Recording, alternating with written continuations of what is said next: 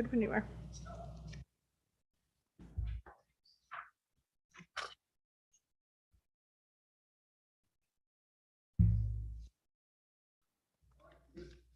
Okay. Welcome everyone to the April 19th, 2022 Durango City Council study session. Our theme today is engaged and collaborative government. And our first conversation is future new business and review of agendas. So do councilors have any future new business they would like to see if we can agendize, or any comments on the future agendas? I have new business, but if anyone wants to go first, please go first. I think well, Councilor Bosmans, did you have something? Yeah, might as well. I have two items. One is if there's any council support to have a study session, probably to clarify better the council's role versus the URA role. And I'll give you a little background why I bring this up. During the last URA meeting, there was a discussion on a city-owned lot on the corner of 32nd and Main across City Market, North City Market. And this is city property. And I'm just wondering, who's responsible or who takes the lead in these discussions? Obviously, it's the same person, but either wearing a hat as community development, bringing it to city council or a specific board, or it is the same person from community development, but wearing the hat of a URA and bringing it forth in a URA meeting. And the reason I bring it up is because this is a city-owned lot. It is city property. Shouldn't we as a city, well, this is the question, the general question, shouldn't we as a city have that discussion first through staff, city staff in that structure? Or should it be through the new layer we created for North Main Gateway, being the URA, and have more people, this is a 9-person board, be involved in discussions about city property? I think that clarification or that discussion on how we deal with this, and it will be in the future as well for Midtown and maybe Blue Poster Road. It's an interesting question you ask, and being at the meeting and listening to it, one of the things that I kind of see the URA board's position as is in a way kind of like one of our advisory boards. So the concept of if the URA board thought this was completely inappropriate for a URA, there's no reason for council to have the discussion. Whereas if the board thought that there was a possibility here, then it would be a good discussion for council to have. And I realize we're all the same people, plus some others from other districts, and that makes it challenging. But I think if we can separate that into almost an advisory board role with these kind of situations, then it's pretty clear for me how that works. I don't know how you. I'll also feed in. I appreciate your raising the question, because I felt it was really helpful in the URA meeting to get a sense of what others' ideas they had. But ultimately, I saw it as the ultimate decision around a city-owned asset rests with the city. So I think maybe what's necessary in the next URA meeting would be a conversation, an agenda item in that meeting on, to your point, when is it advisory and brainstorming for ideas, and an understanding that ultimately the city is responsible for city assets. Do you have any feedback on? I agree with that view. It was like a advisory board. I know we're on that board, but so it's a little bit different. But I would say that anything that comes forward, we would have to, like, if we were going to do whatever, like you were talking about law, a park or whatever it's going to be, it would come to council. I mean, for approval. It's just like I think of the CEC bringing recommendations of where like an art piece should be installed. Like they make the recommendation, comes to us, and then we approve it. I sit on the board. I don't know. I feel like it's similar in that regard. I don't really see a conflict. I'm not sure if you have a comment, but I wanted to follow up on that. Go ahead. Oh, I think it requires a little bit more thought, first of all. So this is a question for a future agenda item. And the reason I say that is because you hear the option as considering it an advisory board. The URA is not an advisory board. If you want to make it art, it would be the CEC that can recommend it. If it would be a park, it would be the Parks and Rec board that recommends it. So we have enough boards and committees. But this is not the point. Is it something we are willing to put on a future agenda item in this council? Well, I personally don't see a need for it. I see it as a discussion at the next URA meeting for clarification of roles. That to Counselor, to Jessica's point, that it's ultimately any decision of something like that would have to come to council for a vote. So you can get feedback and brainstorm, but ultimately they would need to understand that ultimate decisions rest with the council with regard to city assets. So you're recommending a URA board meeting discussion and not a city council Right. And discussion? I I just want to make that Yeah, clear. I'm recommending it be an agenda item on the next URA meeting. URA board meeting. Do you want? I it would on a- support the URA discussion because it did feel in the last URA meeting, it felt like it was a discussion brainstorming, which is great and fine. Just like, again, I'll use the CEC because we just had this where the art piece was going to go because it's probably not going to go where we envisioned it. And we did a brainstorming session. Now, is it that's going to be where it goes? No, we're going to, I feel like that's. So great. URA discussion, Yeah. not city council discussion Yes. at this point? Yes. I'm comfortable with URA. Okay, and me too. So that won't be a, And then we can take it from there. see where it goes. The next item I had is I wanted to see if there's council support to direct staff to do a better evaluation on studies and costs.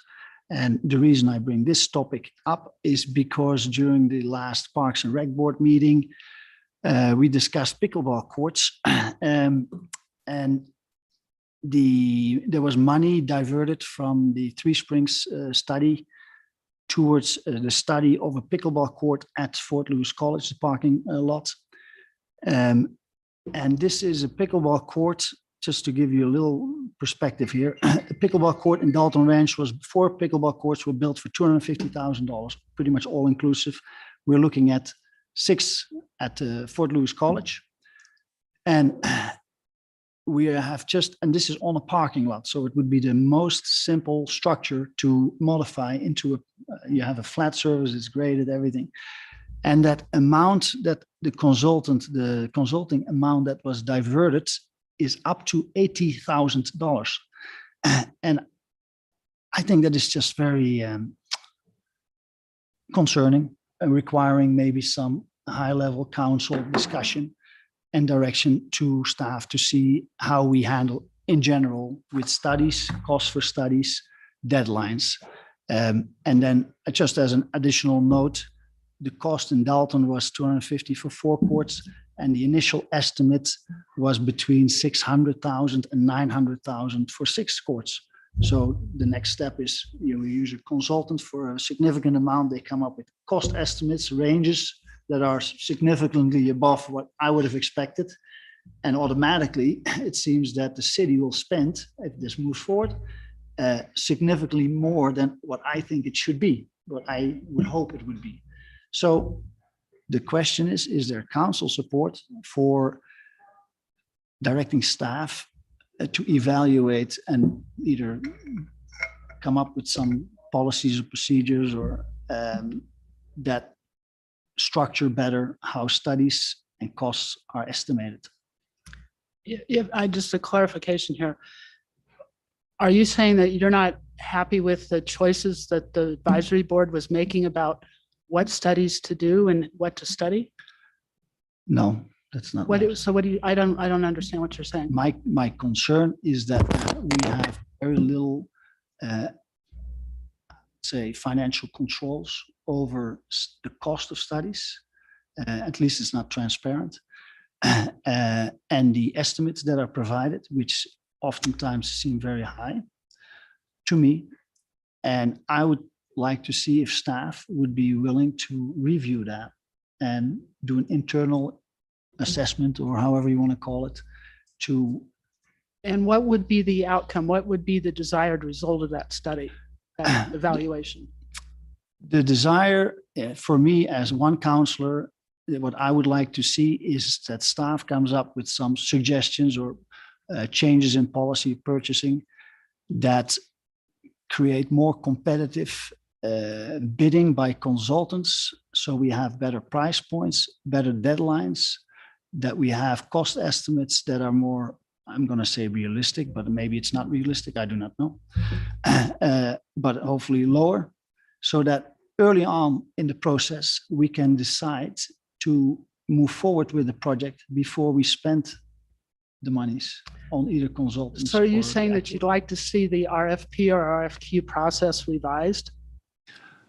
I think it starts with an assessment of if we're doing a good job, or if it can be improved, or suggestions from staff. Staff will know best where the improvements can take place.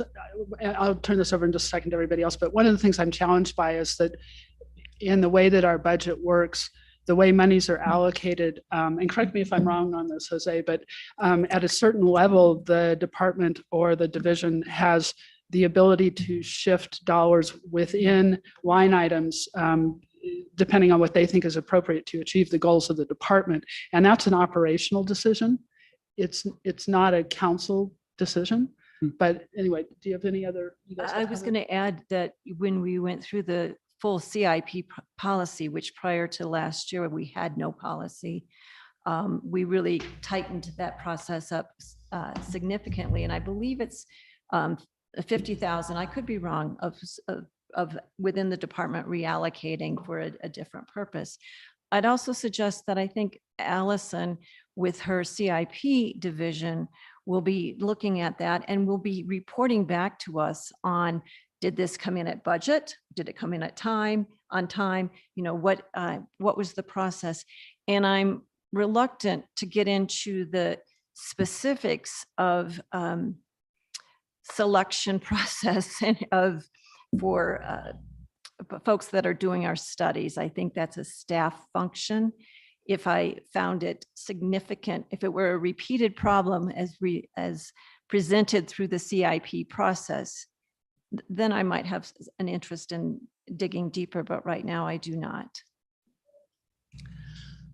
You know, I've heard you express concern about studies in the past, Councilor Brosmans, and I would agree that it may seem lately that we've done a lot of studies because we've had a lot of projects, some really important projects, some big projects within our water and sewer, with our airport, with Parks and Rec. So, you know, and our process typically around that is to do these studies first to get all the information that we need so that we can make informed decisions. And I think it's an important part when we're part of the process when we're investing millions to take the time up front to do that study. So, you know, I'm okay with that study process. I know that you have voiced concerns about it in the past, but you know, personally, I think it's an important step that we need to take, and I think it's been beneficial. So I don't personally have a problem with it. It's an opinion. Yeah, I'm going to say, I think that that's getting a little bit more into the operational side versus like policy making where we're supposed to be. I feel like with the new CIP division and staff that we have, like that was like a policy decision to try to like control those costs a little bit more, track them, make sure that we're holding ourselves accountable. I feel like it's a great step in that direction. I feel like if we're not experts at everything, we're not going to have someone on staff that's an expert at everything. And so if Allison or Parks and Rec or whoever needs support in finding the details and, you know, more information, so they have to have a study done by it, I fully support them so that way they can successfully do their job. I don't see an issue with the studies that I've seen brought through. So I'm going to say I'm excited about our CIP division and tracking it that way. Yeah, so what I'm hearing from four is not a support for that as an agenda. I just item. want to do one follow-up Mhm, comment. sure.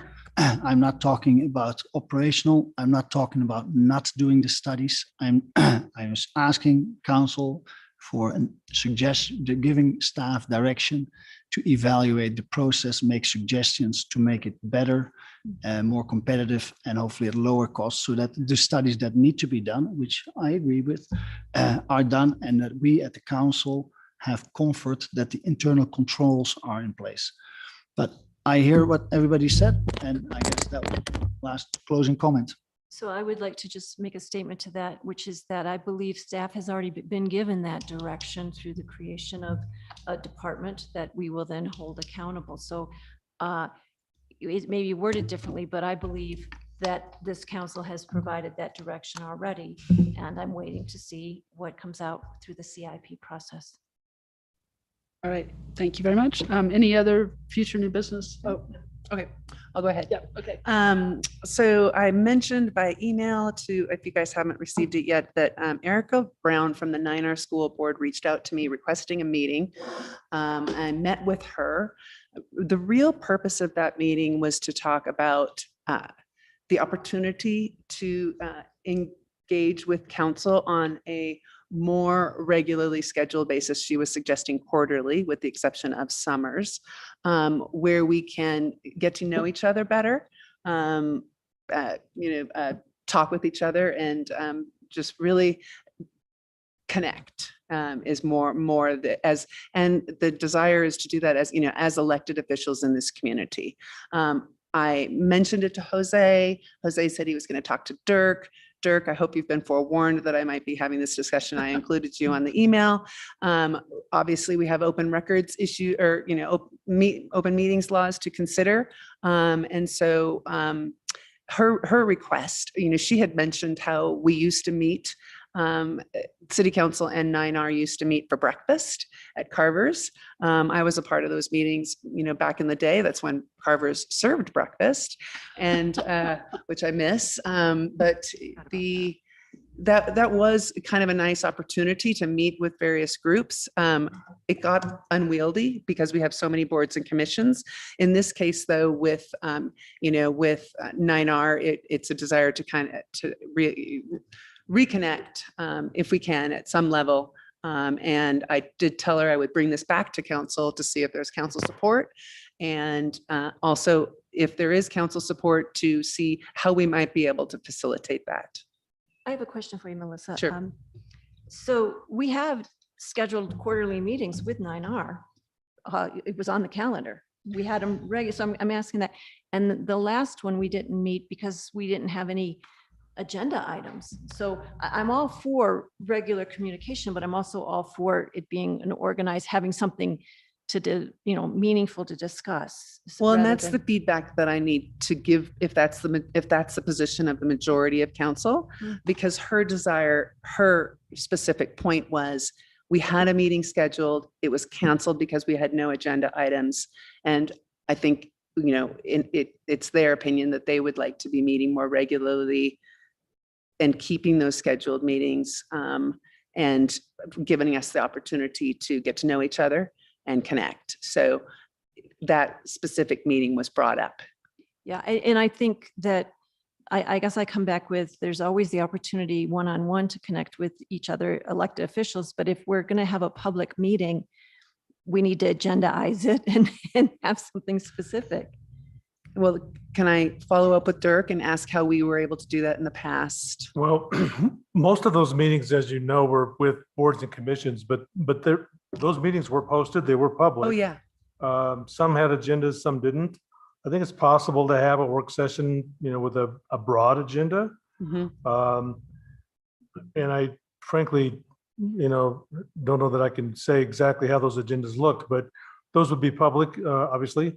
And so the idea of the open meetings law is to allow the members of the public to sort of have an idea about what the boards might talk about, to determine whether they might want to go and listen in. Because that was another awkward Right. thing about those meetings, is it was a little bit difficult for people to kind of huddle around the table where people were eating. So I think it's possible to do that.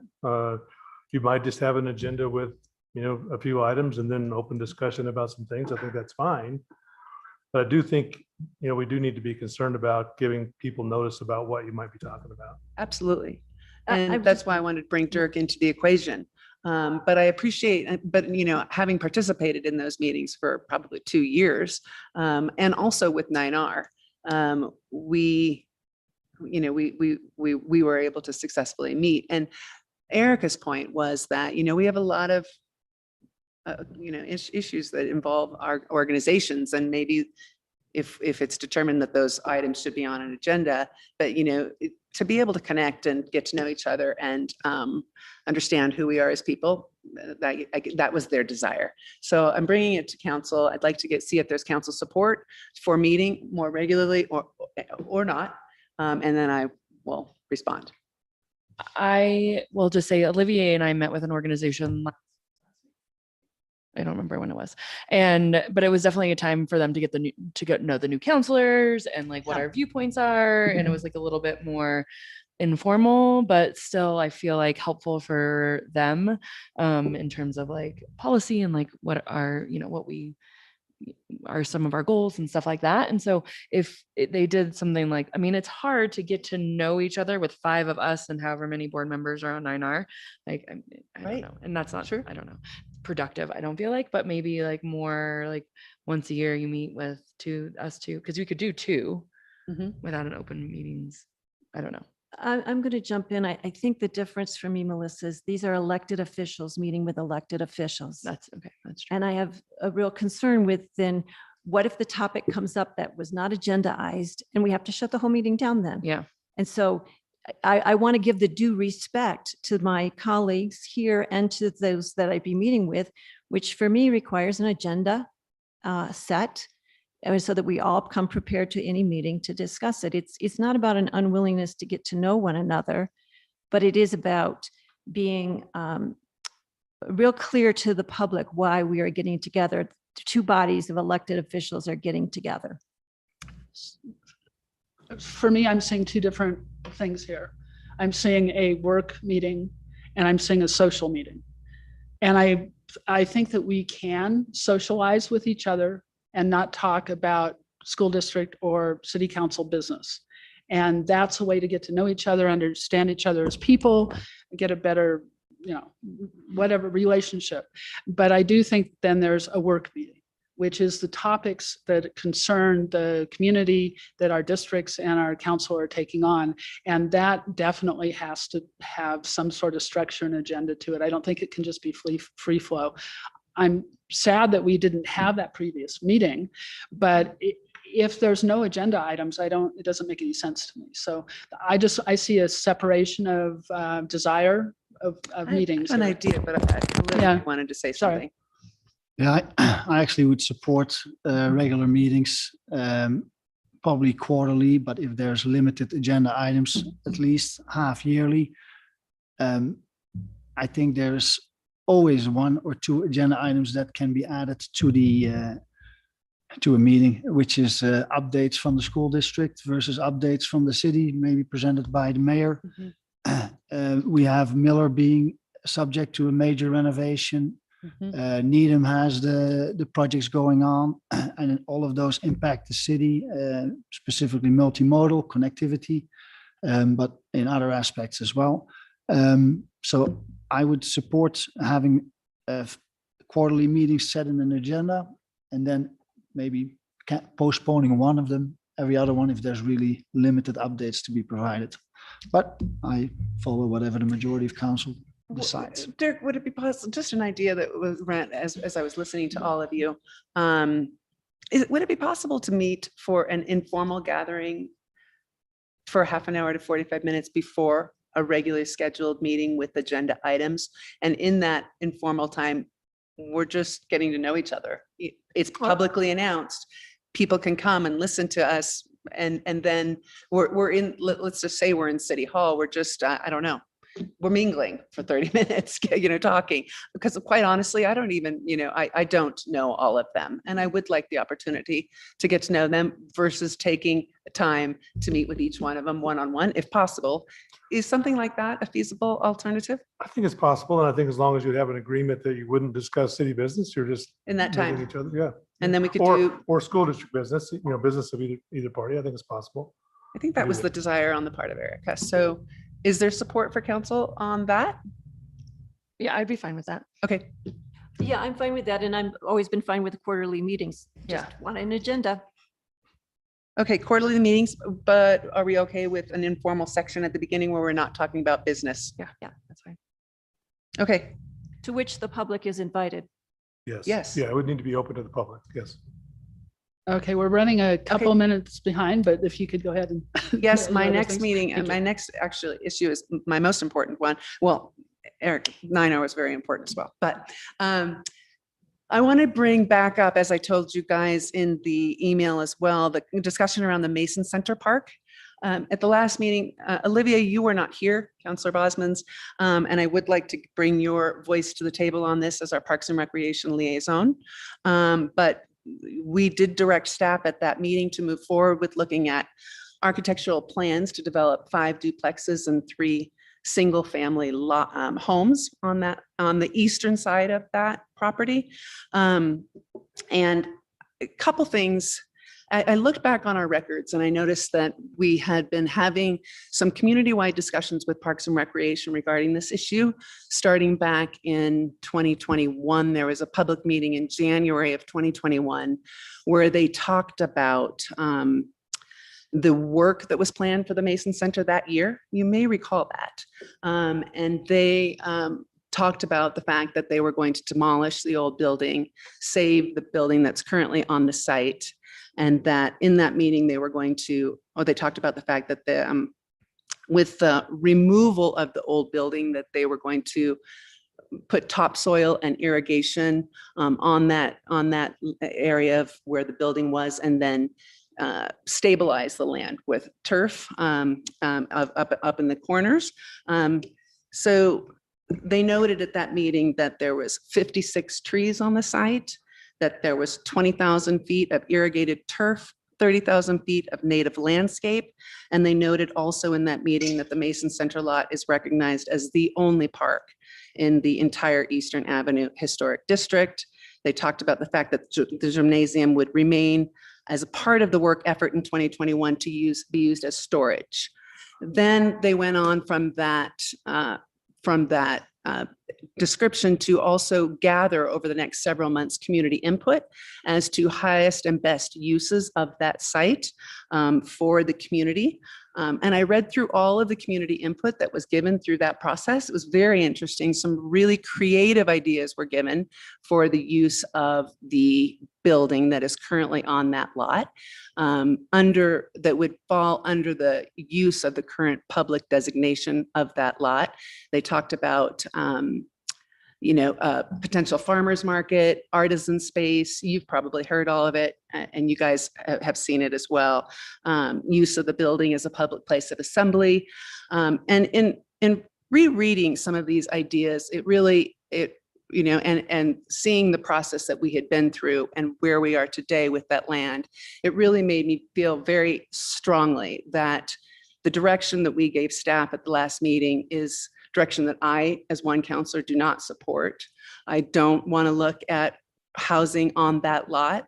To be really clear, I do want to continue to look at the housing on the other 2 lots that we considered in that meeting, on Florida Road and at the Mason Center, or at the library. I think those 2 lots have the opportunity to yield a much higher number of units and impact a much greater portion of our community for housing needs. And I also recognize that there's this fine balance when we push housing, that we also want to maintain our quality of life.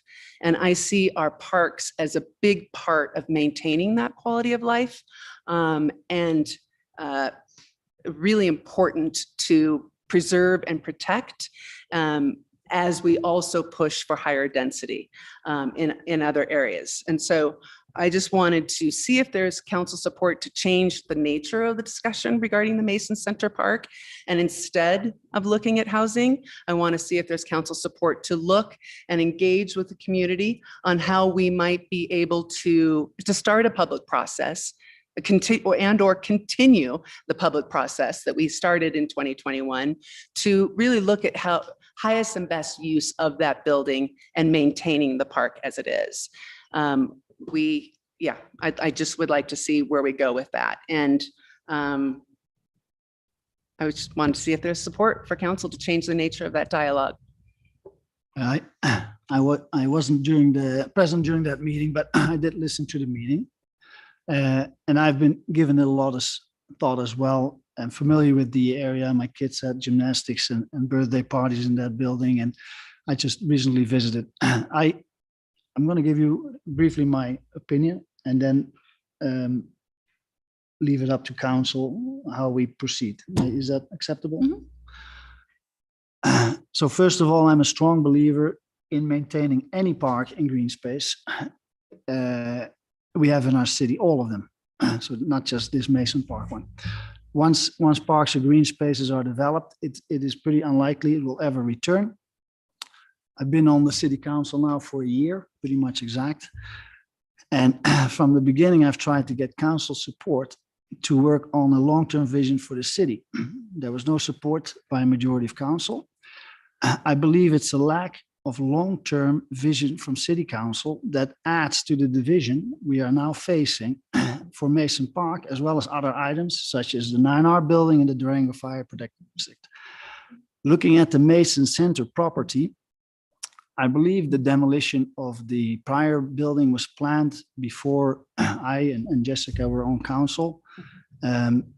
At the time, the decision was made by council to demolish the building and expand the park, with the exception of the gymnastics building. And the demolition took place, I think, in the early months that we were on council. If at that time, a discussion would have been had to replace that dilapidating building with something else, or particularly or partially, and adding green space, part replacement, whatever, it would have been a lot easier. And I would expect it would have had a lot more support from neighboring property owners. To do so now seems to create division in our community.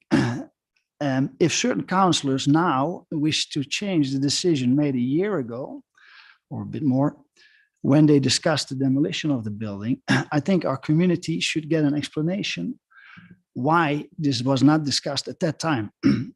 At this point, today, we have a larger park with trees, sod added, sprinkler system installed. We made the expenses to expand that park.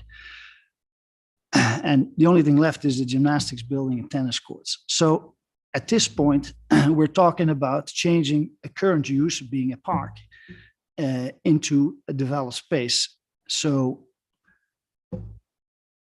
I think that's a little bit where I am. This discussion is not about replacing a building anymore. It's about removing park space. Let me give a little context to that, removing the building. It was filled with asbestos. The roof was falling in. It was very dangerous.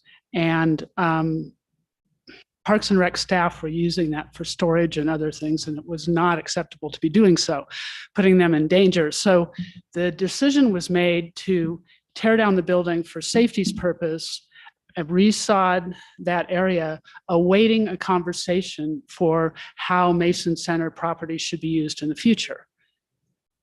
It wasn't that something got torn down and nothing ever was thought about being put up there. It was a safety hazard that needed to be taken care of, and then for a future conversation to come afterward. Anyway, go ahead. Thank you. I'd like to say a few words and appreciate raising the issue. First of all, I was on council when we talked about that, and I've pushed all along for a discussion of highest and best use and for council to consider those things. I actually believe that we have a responsibility to bring ideas to the public, particularly as it addresses workforce housing. And I was particularly struck with the mayor's suggestion that we actually look at targeting. What if we targeted school teachers and first responders and maybe people who work at hospitals for possibly being an integrated part of a community? And so I've never been calling for taking away the green space that originally existed, but what do we build upon? And so I'm not willing to I'm unwilling to remove consideration of what could be with regard to housing from the discussion. I'd like to see what appropriate architects can envision, and then we can look at it and say, does this make sense? And the issue, as I recall, was to look at that in conjunction with how the existing park might be improved. I, for one, could see pickleball courts, possibility. So I find it very important to not necessarily rule out the option for workforce housing, particularly if we wanted to target as a city groups of people that employers might, like I said, teachers, firefighters, police officers, first responders, people who work at the hospital. I think I'd love to see them integrated into our community, and particularly that boulevard. Mayor and council, if I may, just as a heads up that might help with this, there is actually already an agenda item scheduled for this on study session on the May 3rd, which is our next council meeting, which will discuss about all the possible options of Mason Center. So I just bring it up to know that it is coming on an agenda. I'm not sure that's exactly what you're asking, Councilor Youssef, but just wanted to let you know that there is an item to have this discussion in more detail where staff can present and discuss all the options, expanding the park, housing, parking, throwing everything out there to get feedback on. Not sure if that helps, but I just wanted to make sure the council was aware that Thank it you. was. coming up That's on what the I was next study. actually going to say, is that it's on the May 3rd here real quick. And then I wanted to say from my point of view too, is back from the October meeting that we were a part of, and then the meeting last 2 weeks ago, is that when I agree highest and best use, and I've said that from the beginning, I don't feel like the Mason Center Park is as good as it could be. I have used that with my kids since they were born. Again, gymnastics and birthday parties and all the things. And when I originally envisioned, we were talking about highest and best use and like changing, I mean, is that Mason Center building that's like right in the middle of the lot? Like, is that the best place for it? If we were going to do, like, let's pretend, I'm not saying that this is right or whatever, but let's pretend that the highest and best use was a daycare center, that we have none and no one can afford any and we don't have any. Is it best right there? Or is it best if we push it off and make that park area better, put pickleball courts there? Or like, I mean, I don't know. I'm not an expert. Maybe I was going to be smart. But like, and so that was my whole point, is that like, I'm not saying that I want housing or I want to get rid of the park. I don't want to get rid of any park space. That's why I moved to Durango. Like, we look at like the reasons why people at 20 years old, when I decided to move to Durango, I moved here because there was lots of open space. It was an amazing place to raise my kids. I could go anywhere and have like these parks, but we have Buckley Park right a block away that has a ton of open green space. But we don't have any place that has like a great playground, and that Mason Center playground isn't great. And so that's what that was my intention when I don't want necessarily housing, but If I may, because what we're doing is kind of having a conversation about the topic right now. So would it be okay if we just had a really robust discussion about all sorts of things about the Mason Center at our study session? Would that? It would be. I just wanted to be clear, and also for the records, that I was really concerned with the direction that we gave staff at the last meeting. It felt like we were giving staff direction to look only at housing. I'm very glad to hear that staff is moving forward with looking at all options for that lot, including what you were suggesting. What is the best use of that space for the entire community? Right now, it is a community-wide asset designated as public. And so I would look forward to continued discussions of how we can continue it to being a community-wide public asset. Great. Then we'll keep that topic on the next study session and have that discussion then. Thank you. Can I Are ask? there any other future? I wanted to follow up a little bit on the Masons. If you don't Park. mind, Olivier, But so this is not an agendaized I know. topic on the study session. We will have a complete discussion on it at our next study session. I think we need to move on. We're now a I would half an like hour. to make a comment, please, Olivier, on the We're Mason going- Center Park. right, make that comment in our study session at It's our next for the study discussion, session. please.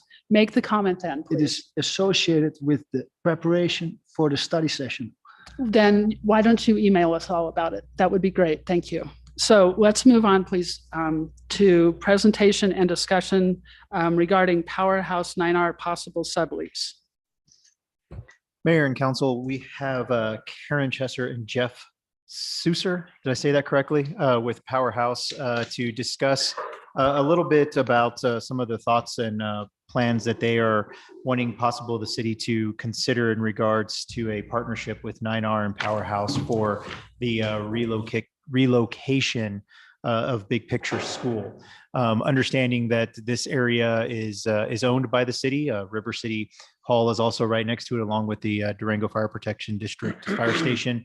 We wanted to make sure the council had an ability to understand what the plans and concepts might be, what the thinking is from both the Powerhouse and 9R, and the ability to ask any questions that might come up or arise from this. So with that, I will hand it over to you, Jeff. Thank you. We really appreciate the opportunity to meet with council.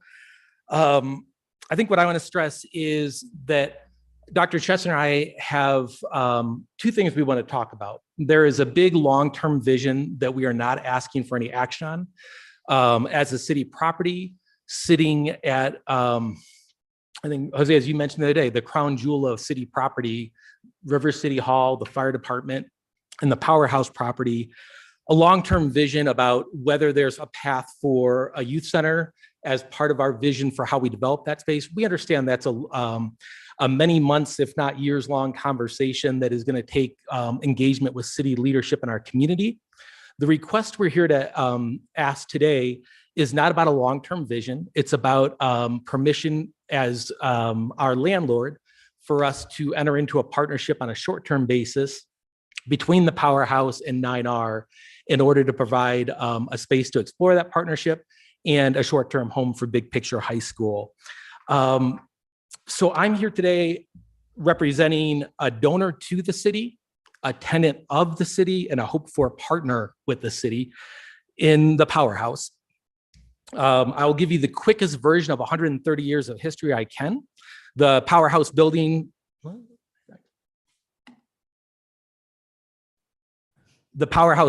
dates back to 1892. This was the one of the very first modern electrical generating stations in the country, and today stands as the oldest steam-powered commercial power plant in our country. It's a place of historic significance. It served as Durango's power plant until 1972 when it was decommissioned. It sat empty until the end of last century when a city staff member, Jill Saferth, secured substantial funding for environmental remediation. The city explored the redevelopment of the power plant, and when they realized how expensive that redevelopment was, the city's direction was to tear the building down. A citizen-led effort with, I think, one of our petitioners, at least here, convinced the city to allow a private group of citizens to save the building and restore it with the goal of repurposing it as a community science center. We entered into a 25-year lease with the city in 2007. And the city had written a letter of support in endorsing the project, promising long-term partnership and financial support in the operation of the power center in the Powerhouse, and in support of this private effort to support the work. Over the life of the project, we've raised $10 million in funds to the project. 98% of that money came from a source other than the city of Durango, and 2/3 of that money went to building and restoring a property owned by the city. So that's my quickest version of history.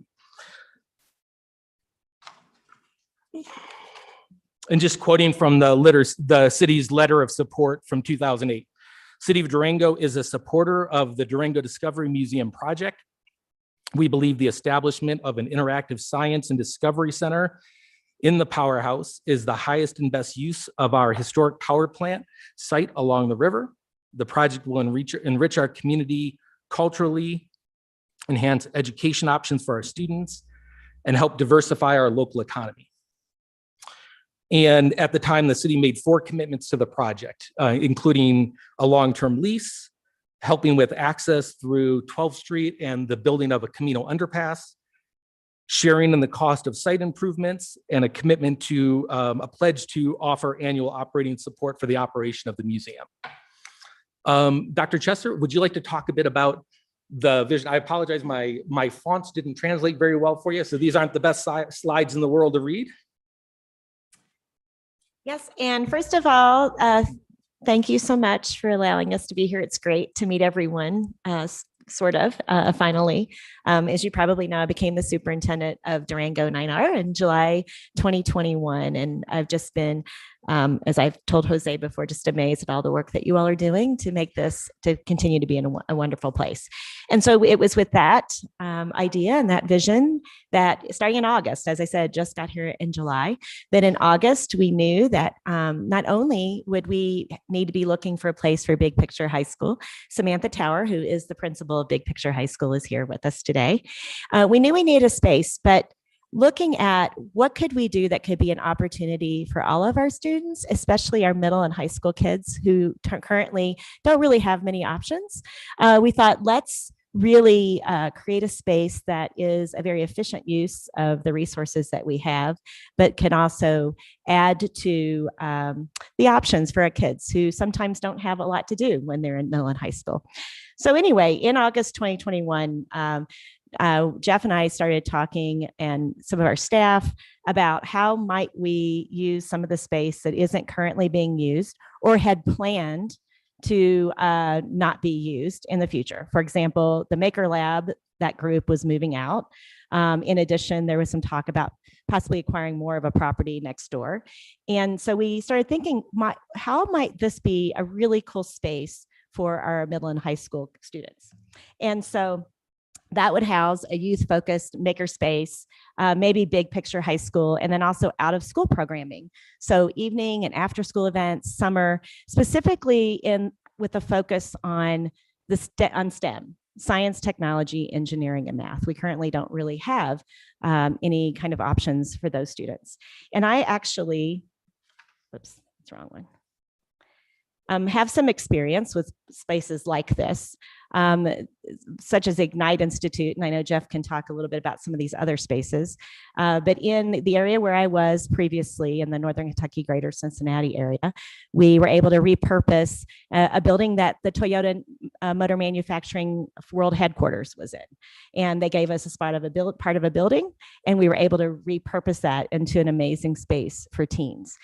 You know, some of the aspects or the outcomes from this is not only do we have a great place for students to be in those really formative years that is productive rather than non-productive. You can probably imagine what I'm talking about.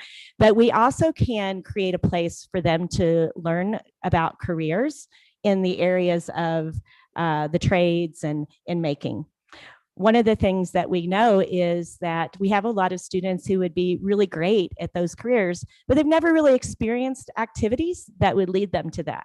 And these kinds of places, such as Ignite Institute and Studio X and MC2 STEM, have found a way to meld museums or community spaces and making so that we are actually fueling the economy and putting people into the economy, future workers that might not otherwise have thought about doing those careers. And we know that that's pretty important here. And so we were starting to talk about a possible long-term vision and thinking about how we might, fundraise together to renovate, how we might make this dream come true for our students. But then, I don't know why that's doing that. But then, knowing that might be the long-term vision, when it got to be about November and December, we knew we needed a short-term plan for a Big Picture High School. That might ultimately lead to a long-term vision, but it's actually separate.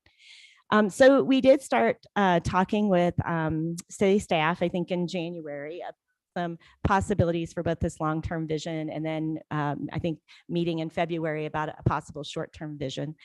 And what we would like to do is be able to use the current space that's not being used on Monday, Wednesday, Friday, or may not be used at all during the week, the Maker Lab and the gallery at the Powerhouse to house Big Picture High School. Now, it's called Big Picture High School, but that's kind of a misnomer. It's not like any traditional high school you've ever experienced. Big Picture Learning is a national and international model. There are about 75 sites in the country. It really prides itself on being interest-based instruction. So what happens is those students who typically don't learn in a traditional way have more of a project-based, inquiry-based, advisory-based program, and they have internships on Tuesdays and Thursdays. And so having a place that's close to downtown is very important because they do internships on Tuesdays and Thursdays. There are 90 students who come to the Big Picture High School setting, but they also go to many exploratories, meaning they're in the community doing experiences. Is that what it's called, experiences? So they may be at the Hive learning about art. They might be at the Clay Center. They may work with several of the music places in the community. And so while there are 90 students, even they're not really there on Tuesdays and Thursdays, they're at internships, and on Mondays, Wednesdays, Fridays, they're also working in other aspects of the community. Their food is brought in for lunch. They don't typically drive their cars to school. We do have a bus, but it does pick them up at another location. And so it's not, we don't have buses in and out. There are only about 20 car spaces that are needed. And so this is really probably less traffic than there is on a traditional day when it's open, and especially on, I know some of the events I've been to at the Powerhouse. We know that we need some place for August. They will not have a building after July 1st. So we are interested in that. And then also it is not only financially viable, but we feel like this is a very efficient and effective use. And we talk about highest and best use. So instead of Durango 9R finding a place to build for Big Picture High School, which at this point we don't have those funds, this just seems like a great way to be able to lease a space that also gives back to the community and helps fund the Powerhouse. But it also creates this really great partnership that we feel like will be a spotlight, a highlight for Durango. I think you're next. Oops. Okay, I'll let you do that.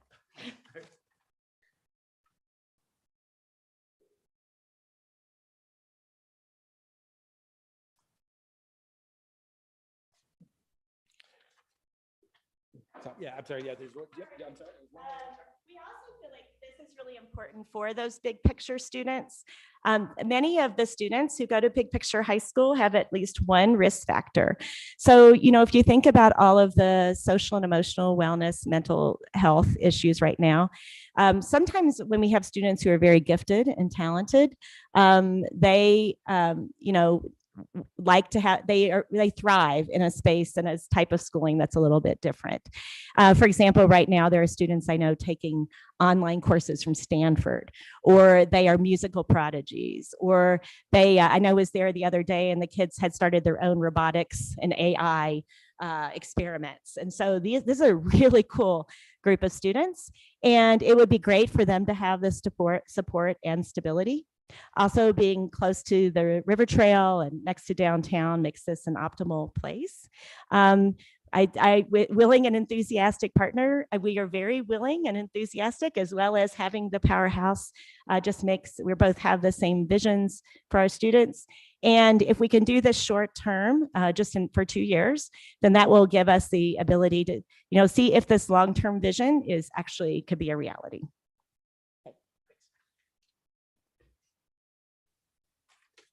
And that's, you know, why 9R thought when they looked at all the options, we looked like the most attractive option.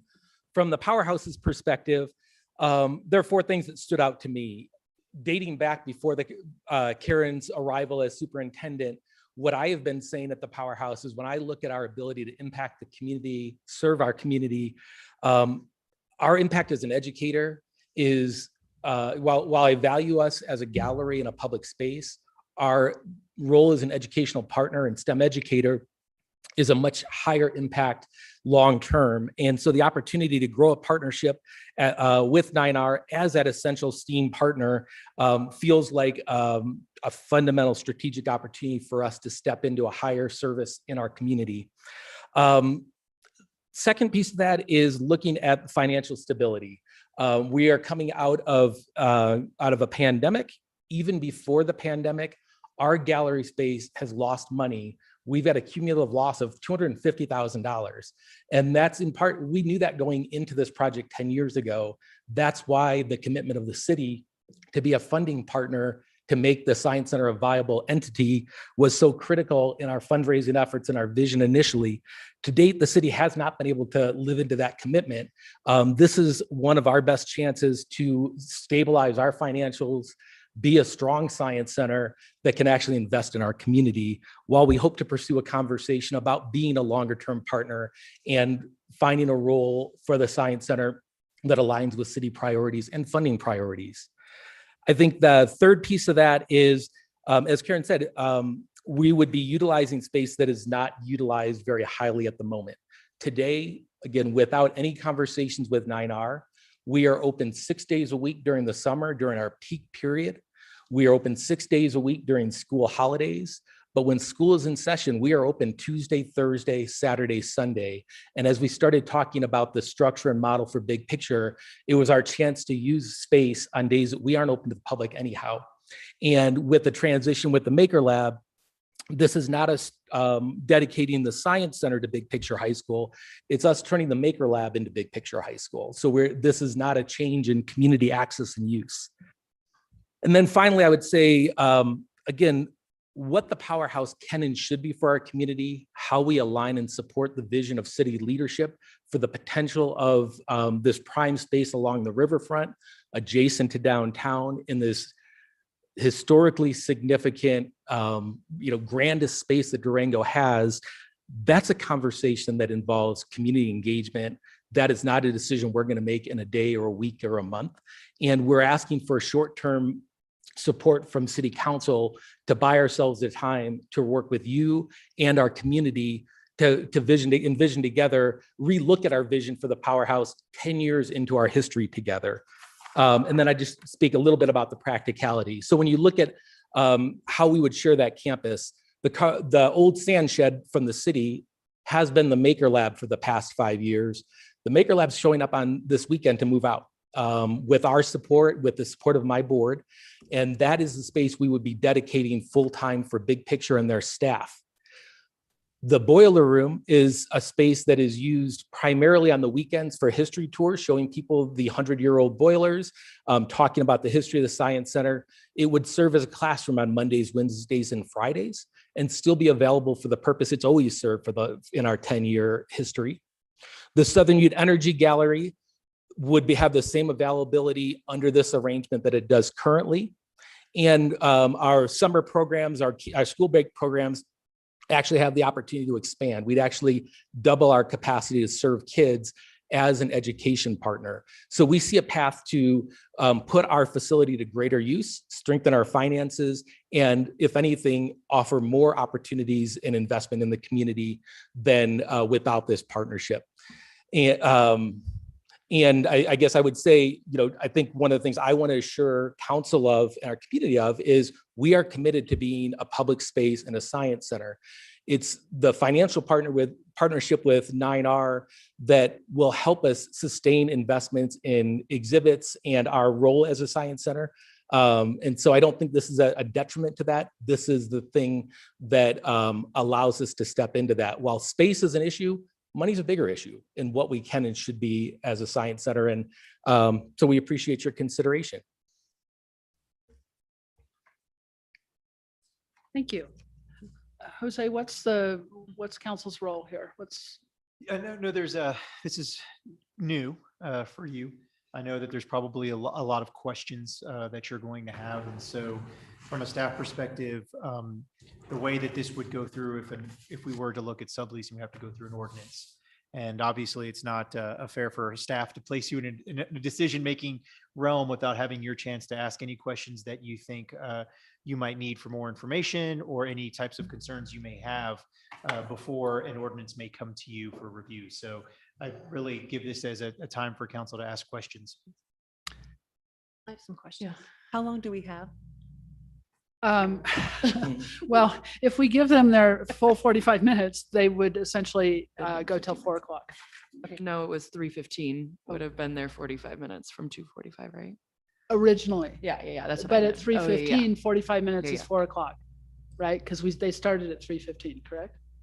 If I look at the agenda, we can move at least 15 minutes on the community survey for I was another just looking at time. the So same. that's an Good, extra good. 15 minutes there that we can give for sure. Well, so till 4 o'clock is 45 minutes because we still have 4 other things after this. So Could we move the strategy and long-term finance committee No, discussion? because- Okay. Like, yeah, we're here finally. Okay, and- oh. We'll be quick. We've done Ju- homework. Just from trying to manage this, I just want to say I was thinking till 4 o'clock for this discussion if necessary. And then the strategy and long-term finance for 15 minutes and the community survey for 15 minutes, which means that the discussion regarding the initiative and the Visit Durango quarterly update, we'll have to address that when we get to that point. So I would say, let's go ahead with the next two and this one and then see where we are. Okay. Does that work for you too, Olivier? Yeah, okay. All right. Thank you. I'm sorry. It's really hard. Scheduling's really hard because We never have enough it, time. it wouldn't make so much of a difference, except at 5:30, we start a city council meeting. And in between this meeting and city council meeting, we have to eat that, so sorry, I apologize for that. So do you want to go ahead and start I'm asking willing- No, I'd have questions? anyone else go forward first. I just wanted to say that I do have questions. Well, why don't you start? Okay. First of all, you have to put this in context that first of all, to raise any questions is not to say you're not supportive of education, you're not supportive of youth, and you're not supportive of STEM. That is not the case. I wholly support it and have 25 years of higher education, particularly in STEM. But I'm also an elected official as part of a council responsible for city resources. So in the context of purchasing Buckley Park, the city is required to come up with multiple millions of dollars in cash or equivalent assets. And that is a concern. So I'd like to know, will you be paying rent for the 2 years over that Big Picture does not have a home? Will you be paying rent for that time period? What will the rent be? And would it be appropriate for that rent to come to the city? Well, I can't answer the last question there because I'm not sure how the finances go with that. But yes, we will be paying rent. And we have agreed to a sum of wherever it is we go. It's $1,000 per student would be the rent for the year. Is that correct?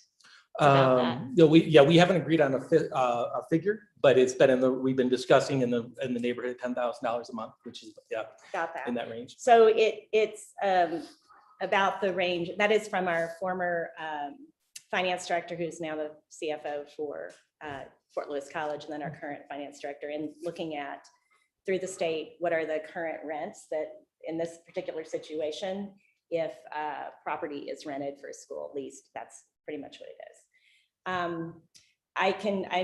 Yes, I don't know how much we need to say about Buckley Park, but that is correct. It's valued at 3.7 million. And so we are working through negotiations with that, with our realtor to make that trade or whatever that is in order for us to make sure it stays a park.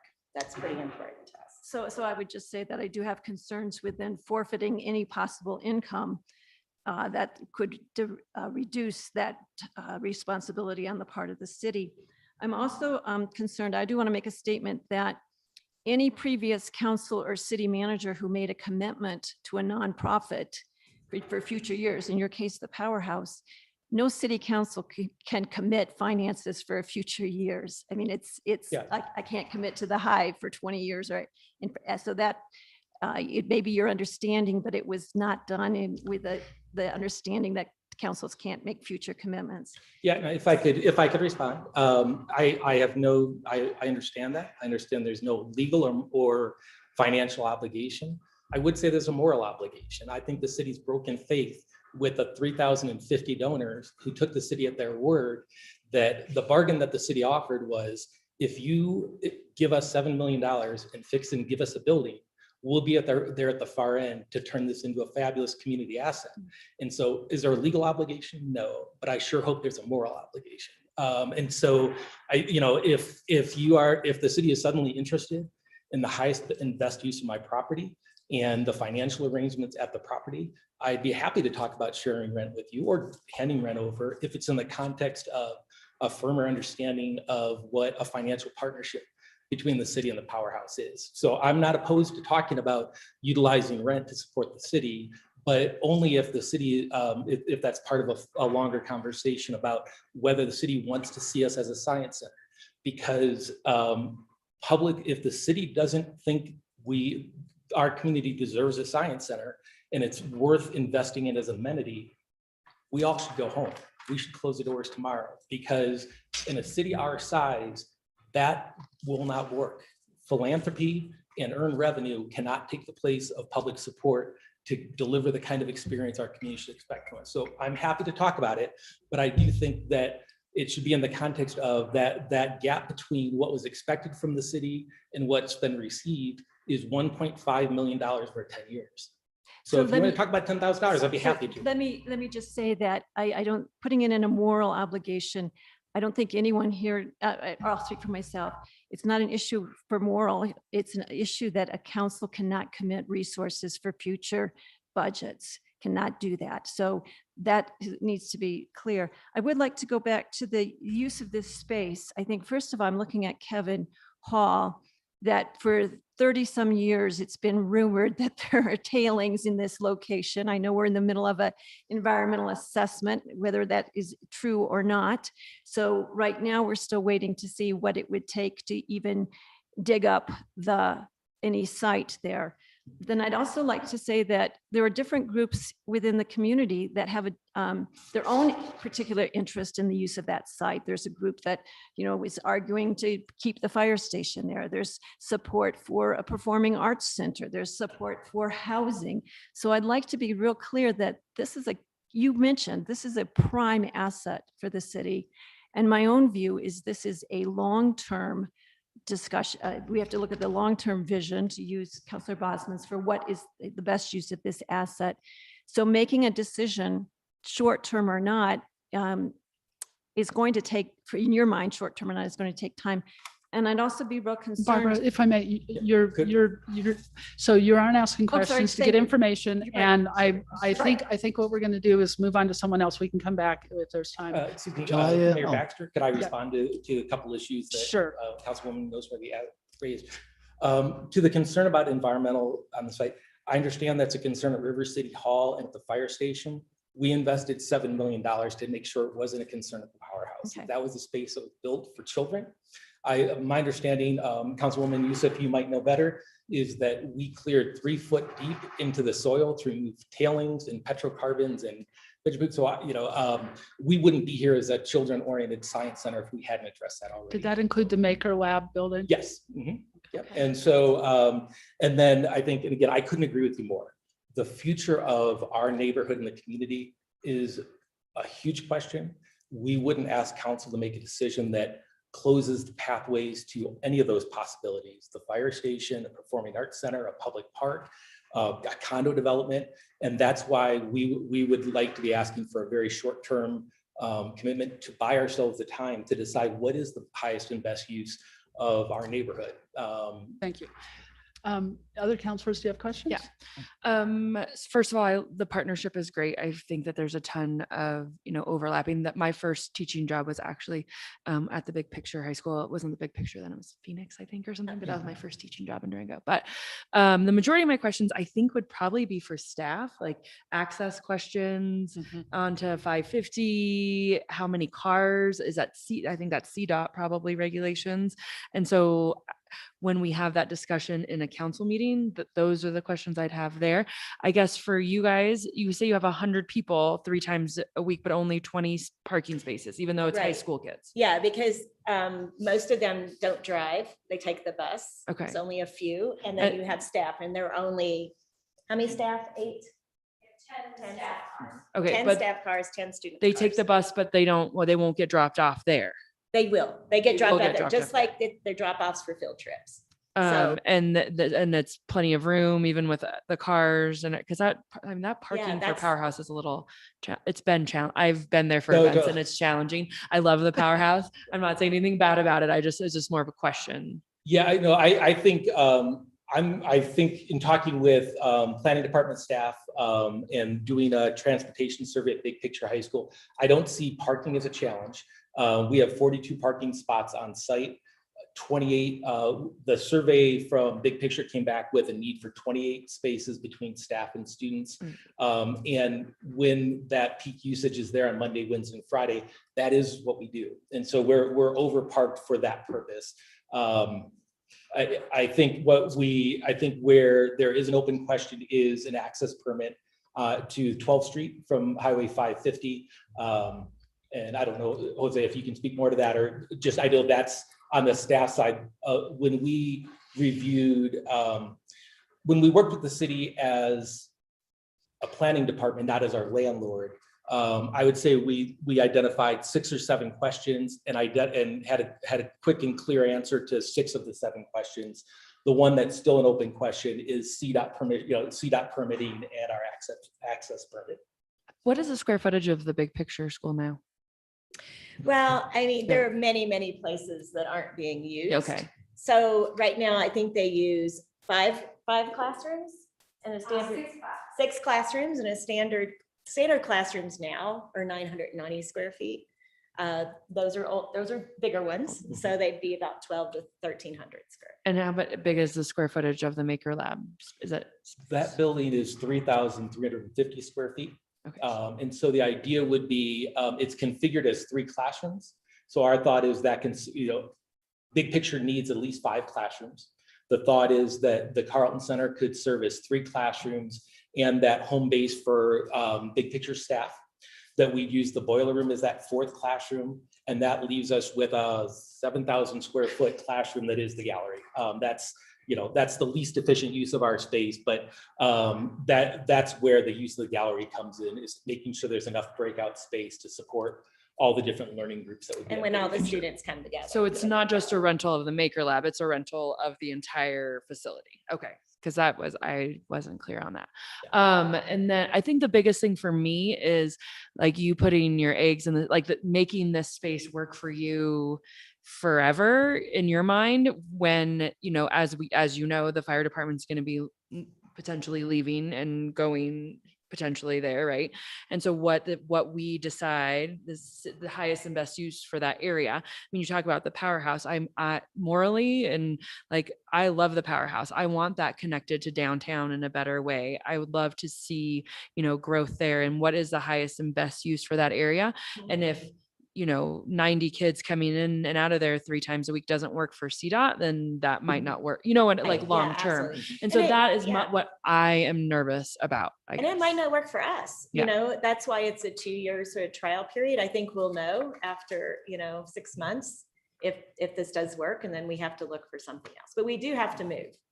And so, yeah. If we let other counselors have a chance to ask questions. Can I just I understand this is a one- very engaging conversation, but we do need to give everybody a chance. So Can I just stress one thing is, I don't want Big Picture in our gallery 3, 4, 5 years from now. We're talking about very short-term use.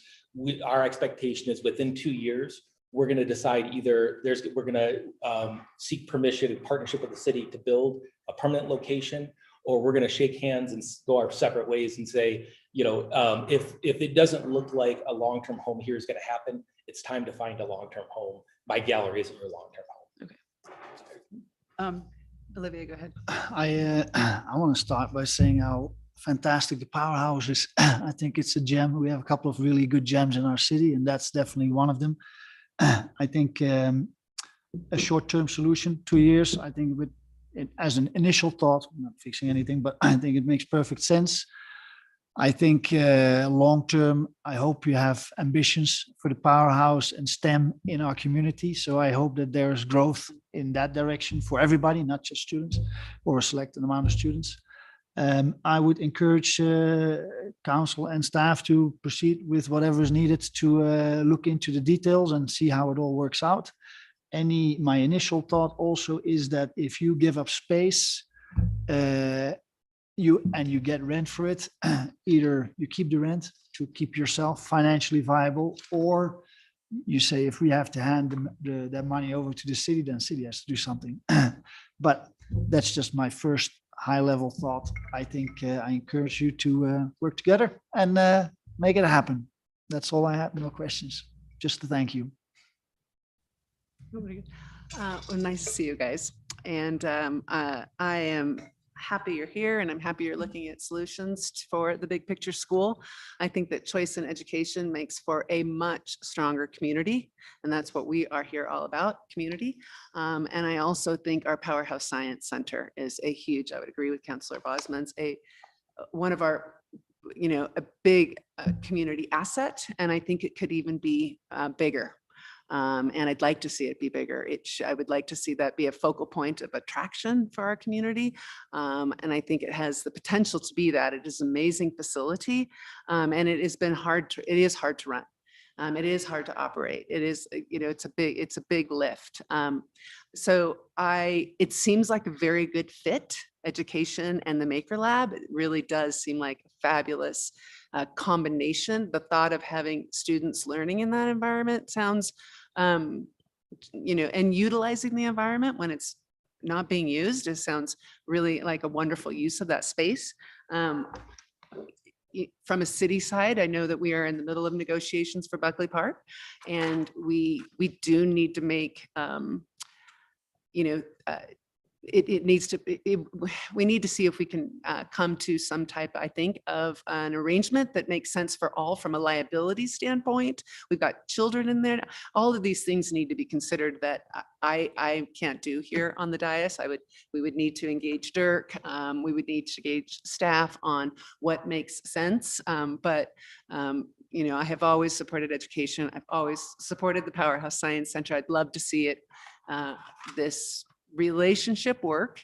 And I would encourage staff to work with the teams to see if we can come to an agreement that does make some financial sense for all parties. I think that if we could do that, it would be a win-win for the entire community. And there we have a great win. But it does need to make sense. So. That's my thought.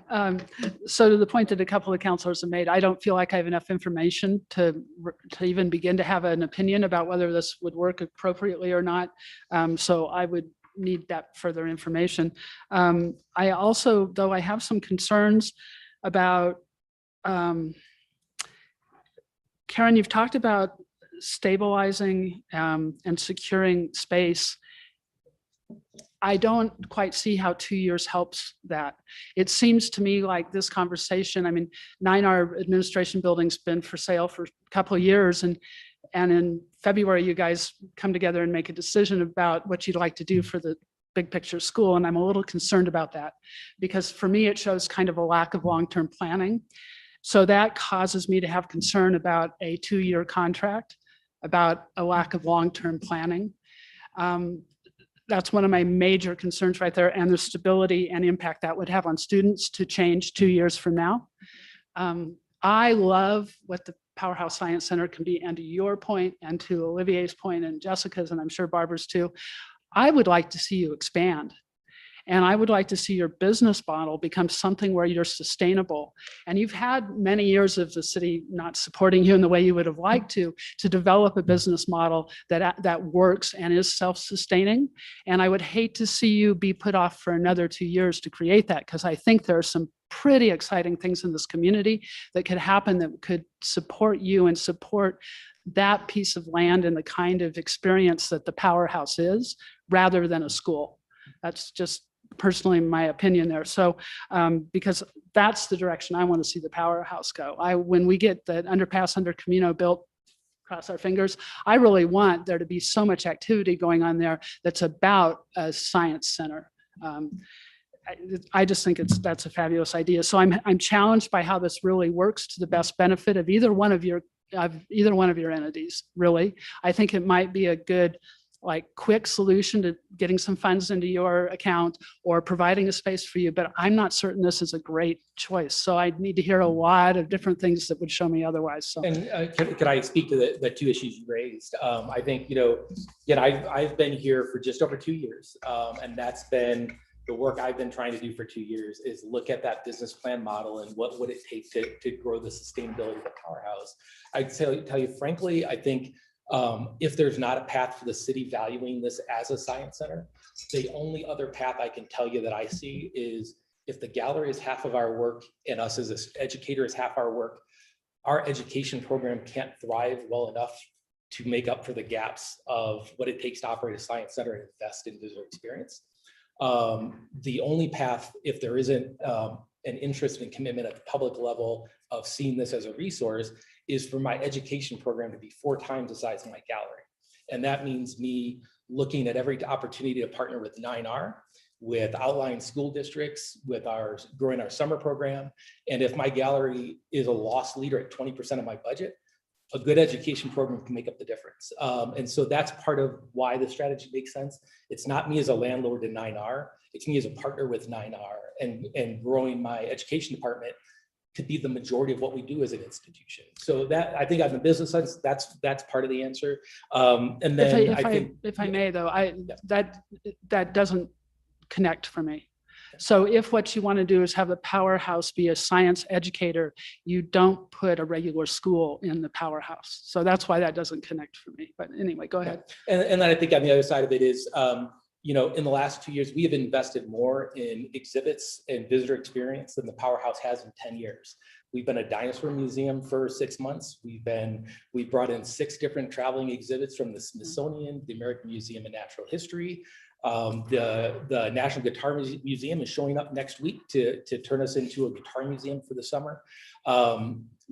This is our work at trying to draw a wider range of audience and be more of a destination than my 10-year-old scarf blower is right now. If we can't, and so we're doing that. But I'll tell you, right now, before COVID, an average school year week brought in $118 per day in revenue.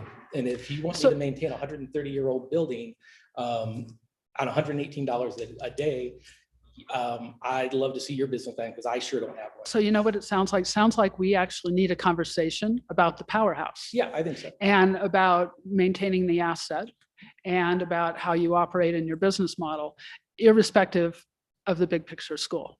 So maybe it's time again. I can't remember the last time we had a powerhouse conversation, but I'm going to go ahead and let Councilor Nosworthy. May I weigh in? Oh, sorry. I just say, if I can respond to, we didn't start planning this in February. We started planning it in August. I know, I Been understand that. working with city staff. And so I think at the point that, and we were looking at many different options. Might it be the riverfront, not the riverfront, what's it called? Riverfront Center. Yeah, different options. And so, we probably should have had this conversation with you earlier. Yeah, that would have been a really good idea. Yeah. Okay, go ahead. I want to state something, mostly for the record as well. I don't have enough information to provide guidance to you, but I also want to state my deep concern that the city has come under intense criticism and scrutiny for the sale of 9R to the fire district, which the city was not involved in, and that's done. But so where I want to say is, I do not want to have a discussion about an asset as important as this location without significant engagement from this community on what could be. So to have a discussion for you and to start leading toward giving you some support, that makes me very uncomfortable, given the history that we've all gone through, and because this is such a significant asset. And my deepest concern is that 2 years turns into 20 without a proper discussion of really what's the best use. It's the same thing that happened with the fire station. It was a temporary measure, and then it turned into 30 some years. So I don't want history necessarily to repeat itself over a 30-year period or over what we've all experienced recently, with the view that the city was not as engaged as it could have been or should have been. So I express my concern. It's no lack of support for the Science Center, for the powerhouse, or for education. It's just a real strong commitment to having a robust citywide engagement of vision for that space. Any other comments by councilors? Do you have any further comments? I think that's, Councilwoman Nosworthy, again, I can't agree with you more. We don't want to put the city in a place where we've backed ourselves into a vision for the powerhouse that doesn't include city support. that's the reason we'd like to try to structure as a short-term piece to say, let's take our kids out of the equation, give these impacted kids over the last 2 years a secure home while we engage with city council, the community, my board, and others on what the right vision there is.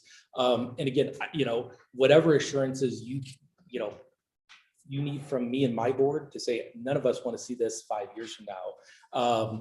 If there's anything we can do to support that. And is there a way that we message it that is, this is a short-term answer because this is such an important quarter of our city, both the powerhouse and, there was a lot of transitioning happening at River City Hall. Who knows if transition happens at the fire station, but to say, this is us buying our size time to engage in the type of planning that, the Mason Center deserves. Would the school as district consider a 2-year non-renewable lease? Yes. Non-renewable under no circumstances. So even if it works out and we have a long-term plan, I'm just curious because I'm trying to seek some assurance to your point that this is not what you want. You don't want this. You want buying time. You need time. So I'm just curious, what's the incentive for you to find the long-term solution for big picture school?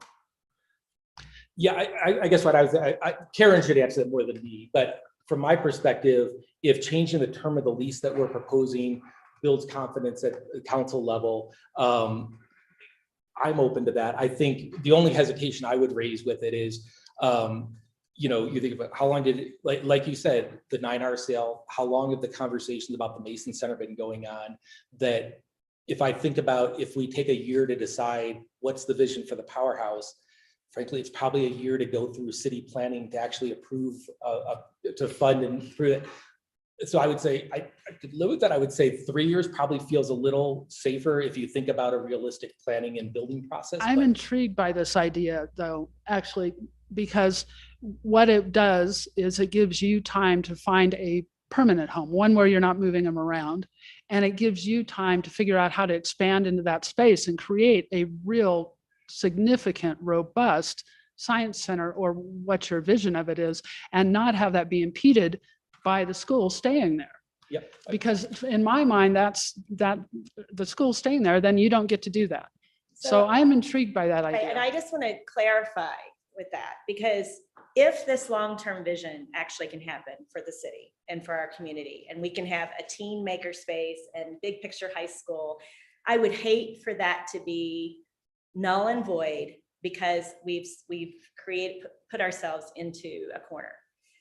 Would it be that it's a non-renewable lease for the current situation? However, if there is an actual long-term Well, we're not making a vision- decision now. We're just saying we're interested in this idea. Okay. And $120,000 a year is probably not going to sustain you over time. So there's some big things you guys have to figure out about all this anyway, and there's some things we have to figure out. So I'm not hearing complete convinced that we're all like on board completely. I think we all want more information is what I'm hearing, and a further conversation. I also think it's very important that you explore all options for location. And, to the mayor's point, that planning does need to happen. And we're in some ways brought into this to help out a dire situation of where does the school go, rather than prior thinking of what's the option for the school. Yeah. So I think all options for exploration of where the school can go should be considered. Absolutely. And I think taking the time to plan is critically important to make good decisions. Just jumping to a decision because it's necessary right now is not a good. I just want to say, I don't think we looked at it that way. If it wasn't a dire situation, it was more, this just seemed to be a perfect partnership. Well, it is a dire situation. Big picture has no home. Well, now, yeah. So- Which, yes, we know yeah. that. And I would say too is, and I guess the other thing, bit of the history too, is we have been working with city staff. We originally were looking at a non-city property as the location for this. And based on this feedback from fire protection, from 9R staff, from city planning staff, we determined that it was not viable. So, yeah. So we have no information Sure, regarding that. absolutely. So this is, So all we know is what you've presented us. Yep, So understood. what okay. is the suggestion? Because as you said, we are in a time crunch now because it's April. Well, it's And, your time crunch. we want to make sure our families know where they're going. So is there a possibility that this is even possible? I think we just need to know that I think at the time. when we look at here on the direction, and let me see if I can help from a staffing perspective.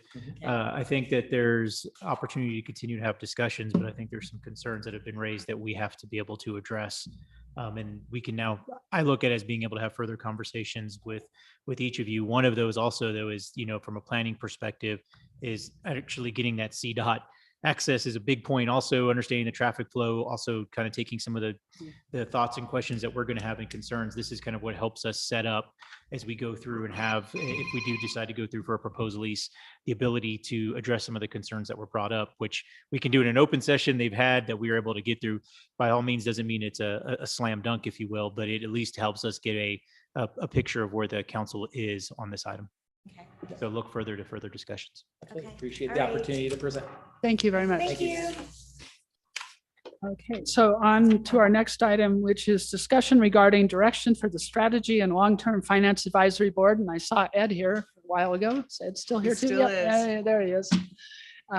And so is this a staff? I can help, or Cynthia, I don't know. Yeah, who's or- who's or kind of I leading can do the it. It's not a big conversation?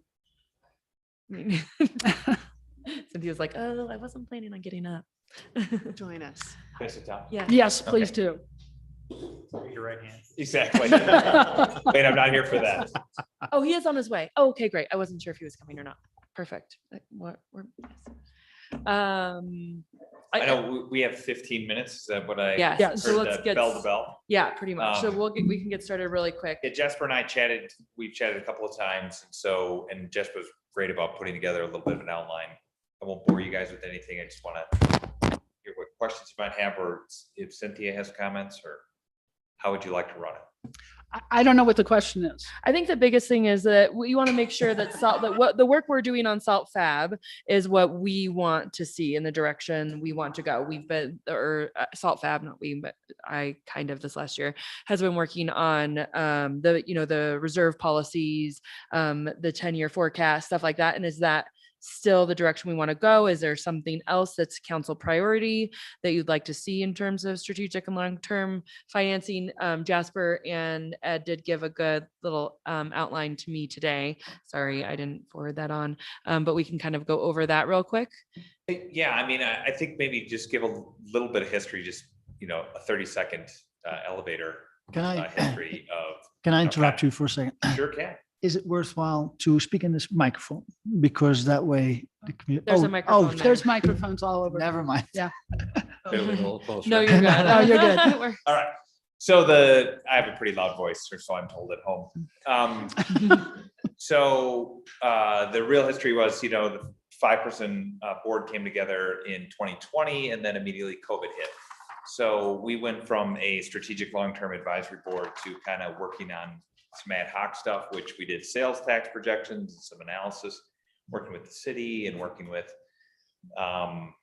mainly staff. And how are we going to come through this? What does this mean? Of course, none of us really knew at the time. Thankfully, it didn't. None of our projections came true. So then we went from that into the reserve policies. And basically, I have a memo, I think, from 2020 that I took a quick look at that really outlined 3 priorities for Salt Fab to be involved in, right? Reserve, KPIs, and now I'm blanking on the third. Asset management. Then asset management. And, and basically our purpose is strategic long-term finance, right? So what are we looking at, and how can we assist staff, and how can we do analysis on behalf of the council in order to analyze some of the things that are long-term? So 5-10-year windows versus 1-3-year windows.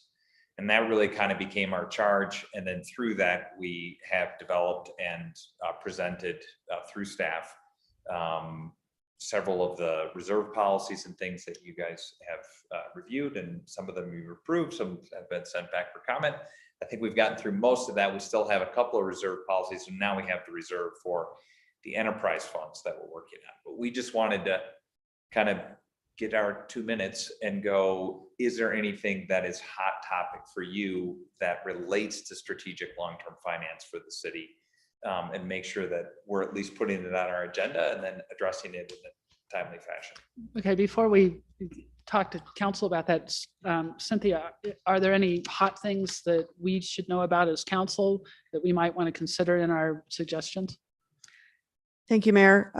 No hot spots as far as I'm concerned. We continue to work through the items that Mr. Clean has identified. But no hot spots that I'm aware of. Okay. Council, do you want to make some suggestions about topics? Do you want to, how do you want to do this? If you want, I can give it a stab, but Okay. there was nothing in the agenda, so I'm a little bit unprepared. And I think, first of all, I'm willing to give some very quick thoughts, but I would like to have a bit more time for this. I was not aware that this was a topic. I think of we the might agenda. all be feeling the same way. Okay, so I think if I have maybe 2 points that I think are important, obviously the reserve policy and to be realistic. Another one would be major capital projects, the early on discussion on the way they are financed and to what degree. And then I think what was the other one? There was one more. Why don't you go first? Okay, think about it. I Yeah. just forgot. I actually was aware of what we were supposed to do, come up with our top priorities for you. First of all, thank you for your work, particularly in the capital improvement project policy and on the reserve funds. I'm particularly interested in debt, recommendations around debt financing, issues of when it's appropriate to go for debt, as opposed to financing through accumulation of funding. And I sound like a broken record. I am increasingly concerned about having an asset management plan for all of the city's assets. So I know that city manager has that underway, but I think that is essential if we're going to do the 10 and 15-year forecasting that's necessary. So that's what I would really appreciate you focusing on. Melissa? No, that goes to me, because you're on. I would agree on that. I'm really happy you're looking at the 10-year forecast and engaging in these type of discussions with debt and asset management would be great. But that we've all, since inception, we were talking about structural imbalance and more helping us get to potential even recommendations on how to address that. Yeah. We budget 1 year out every year. You guys have the ability, and then we're going to look at this 10-year plan with Cynthia, of course, but you guys, I would love to see you dive into that work and just saying, to giving us a recommendation as a city, like this is going to work or it's not, as you're going to hit this point and you're going to it's not sustainable. So I would love to hear from you guys on the sustainability of our organization over time. It would make me feel really good if I knew that your board really thought that we were in a very healthy, sustainable, long-term position on the trajectory that we have laid out in this plan. Right. Jessica? Well, I talk kind of, I guess I'm more wanting to know if the plan, like the KPIs, for example, like should we be working on the KPIs and continuing to fine tune them? Is that important to us? Like I have just kind of a list of things we've been working on. I get that, but as a counselor, do you have anything that? No, because I always tell them in our. I know, but Not we here. need, we should know what Okay. what you think is important too. Yeah. Right. So share with us. No, I think that what we're doing is important. I think, Okay. and I've talked about a debt financing policy, when we should bond, when we should. Mhm. I think that that's super important. And then again, with the capital projects, how we're going to finance them, just kind of a plan and a layout. I think those two, in addition to what we've been working on. Excellent. Could Okay. I Wait. build on Melissa? Oh, Can I? Oh, go ahead. Thank you. I just wanted to say I so much appreciate what you guys have done. And I know it was not structured when it all started. So you guys had to kind of create the structure. And I want to say I really appreciate that. KPIs was one of my big deals back then. And that was prior to Jose being appointed as a city manager. And I think that staff and Jose are doing a pretty good job with that. I would say for you maybe to review it and look at it and see if you see anything that's missing or something that could be more specific is great. But I don't think you need to create the wheel, because I think that there's been some major progress on that. We have a dedicated sales tax re-upping here in 2026 that half of it goes to post parks, open space and trails, and the other half right now goes to infrastructure, which is the library and Florida Road. And those will be paid off here pretty soon. And what do we as a city need to do in thinking about that? Is that $2 million a year? That's half of that value. Should it be put into a long-term housing program? What should it be financing? Should we try to re-up it for something else, or should we just let it go by its wayside? What kind of recommendations financially, what would benefit the city and the community? So that would be one I would really, that's kind of a short-term project to work on, because really we try not to put them on the ballot when they expire. We try to put them on the ballot a little earlier so that we have time to work those challenges or to get them right. So that would be something really I would like to see, because it's actually something tangible, right? It's right there. I totally, asset management, completely agree with that. And the 10-year forecasting is awesome. So those are my thoughts. And I'll build on Melissa and Kim's comments about the budget and structural issues with that. Not only is the 2005 coming up, but there's the 2019 that ends in 2029. And how do we build into our budget the resources to address the maintenance and operation of our streets and upkeep and alleys without relying solely on another vote? I mean, what happens if that doesn't happen? We have we'll be having a stormwater management plan coming forward, which will have some costs associated with that. What will be the best way to finance that through what are the other options we have, or to build it, and what might even be some suggested in working with staff on uses of the reserves that we are building up. And even a question of, we've discussed this and people have ruled it out as not being possible, but could we borrow from some of our excessive funds to loan funds at a reduced interest rate for other projects? Is that a feasibility rather than just having them sit there? So I think those are, again, the structural issues, and to the mayor's point, the immediacy of that 2005, what should be some priorities, some recommended priorities. Councilor Bosmans? Yeah, just came back to me. I want to extend my appreciation to your board. I think you're all built up from solid financial professionals. Is that correct? Good financial backgrounds? Yes. In our personal opinion, but others might have a different. The reason I say this is because when I went through the budget and the CAFR and all these things, I believe that I personally believe as an individual that we have an overly complex structure that is that potentially could be abused or make it less visible or clear on how certain things, transactions and so on take place. And I was wondering if there would be any suggestions, because you probably know the financial structure and the finances of our city better than most of us.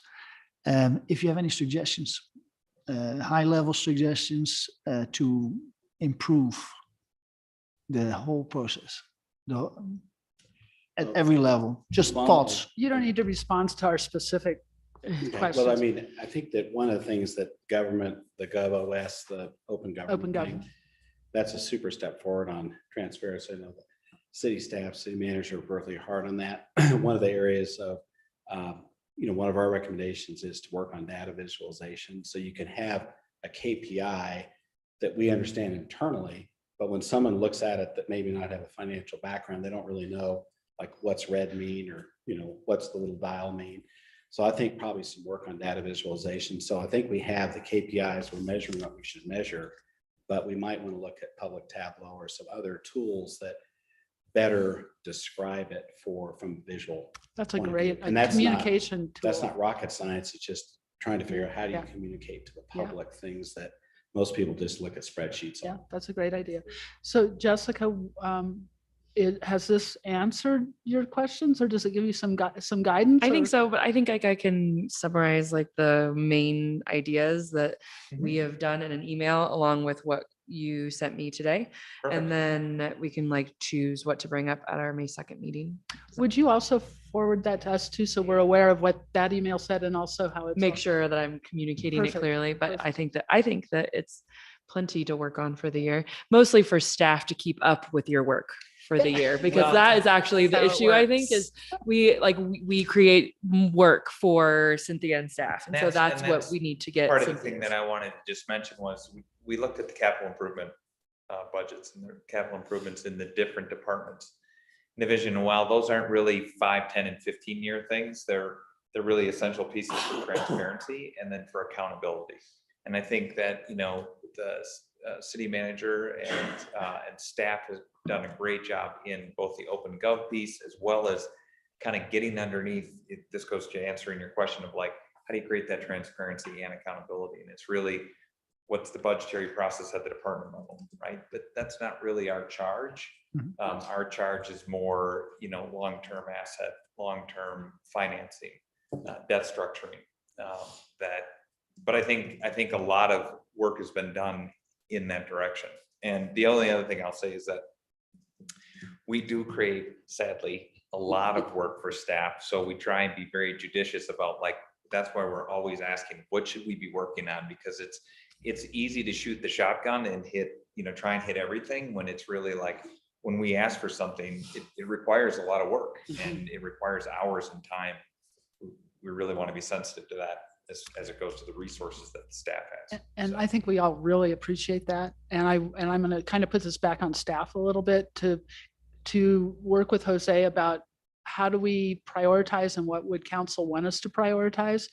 Because we don't know what your work schedule is and we don't know how much you guys are asking. So we can't really give impact into that unless it's communicated to us, because we agree, we don't want, you know, Yeah. someone to spend time on things that either aren't really prioritized or take you away from something that's much more significant that you need to be doing. So I really appreciate Cynthia that. unfortunately came in like right as we were getting Yes. a real ball of steam down the road. Yes. And then it's like, wait a minute.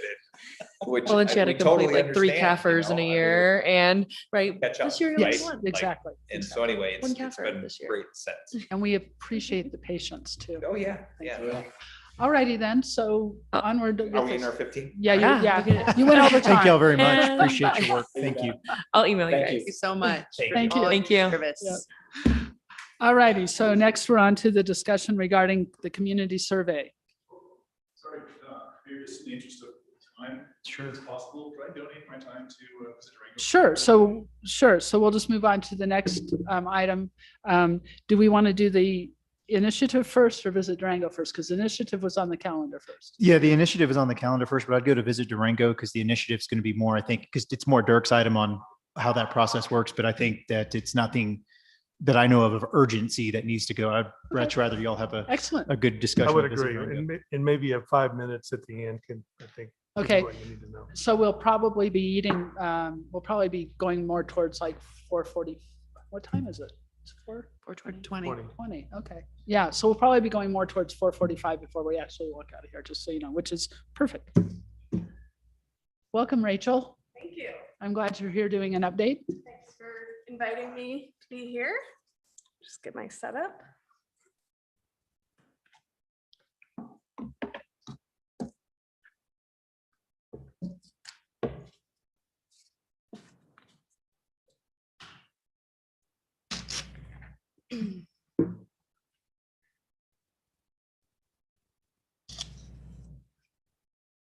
All right, thank you again for inviting us here today. As part of Visit Durango's new contract, we will be doing quarterly presentations for you all.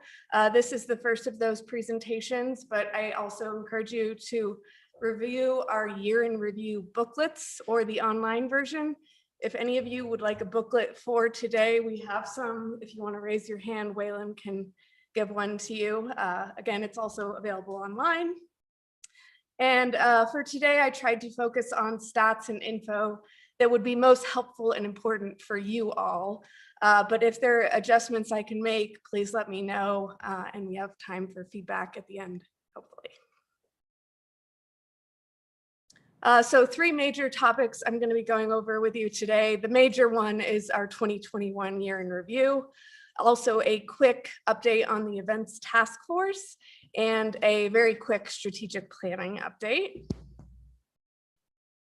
When formulating the mission and vision for our nonprofit, we listen to the community to make sure our goals are driven by the community's values. As you know, we have 2 funding clients, the city and the county. And for our income for this year, the city of Durango lodger's tax accounts for 53% of that income, and the county is 45%. Then there's a small piece of 3% for other revenue streams. First things first, our year in review for last year. This is also available for the public on our website, durango.org/year-in-review. I wanted to start off with a really exciting accomplishment of ours. City Council has made it clear that one of our major goals is to even out the curve of visitation throughout the year so that we can support better year-round high-paying jobs. This chart shows occupancy throughout the year, year over year, and you can see from this data that off-peak is considered November through April. Above, you can see the numbers of total visitors as well as the graph showing the months people are choosing to visit. And I recently did an analysis of our visitation data, and it showed that in 2019, off-peak visitation was 34% of total visitation. On-peak was 66%. In 2020, that shifted slightly. Off-peak was 37%, peak was 63%. And in 2021, off-peak was at 40% and peak went to 60%. So you can see we have effectively been able to shift 3% of visitation from peak to off-peak each year, which we're very excited about. As you know, a lot of what Visit Durango does these days is about much more than marketing. Something we prioritize very highly are our partnerships and community relations programs.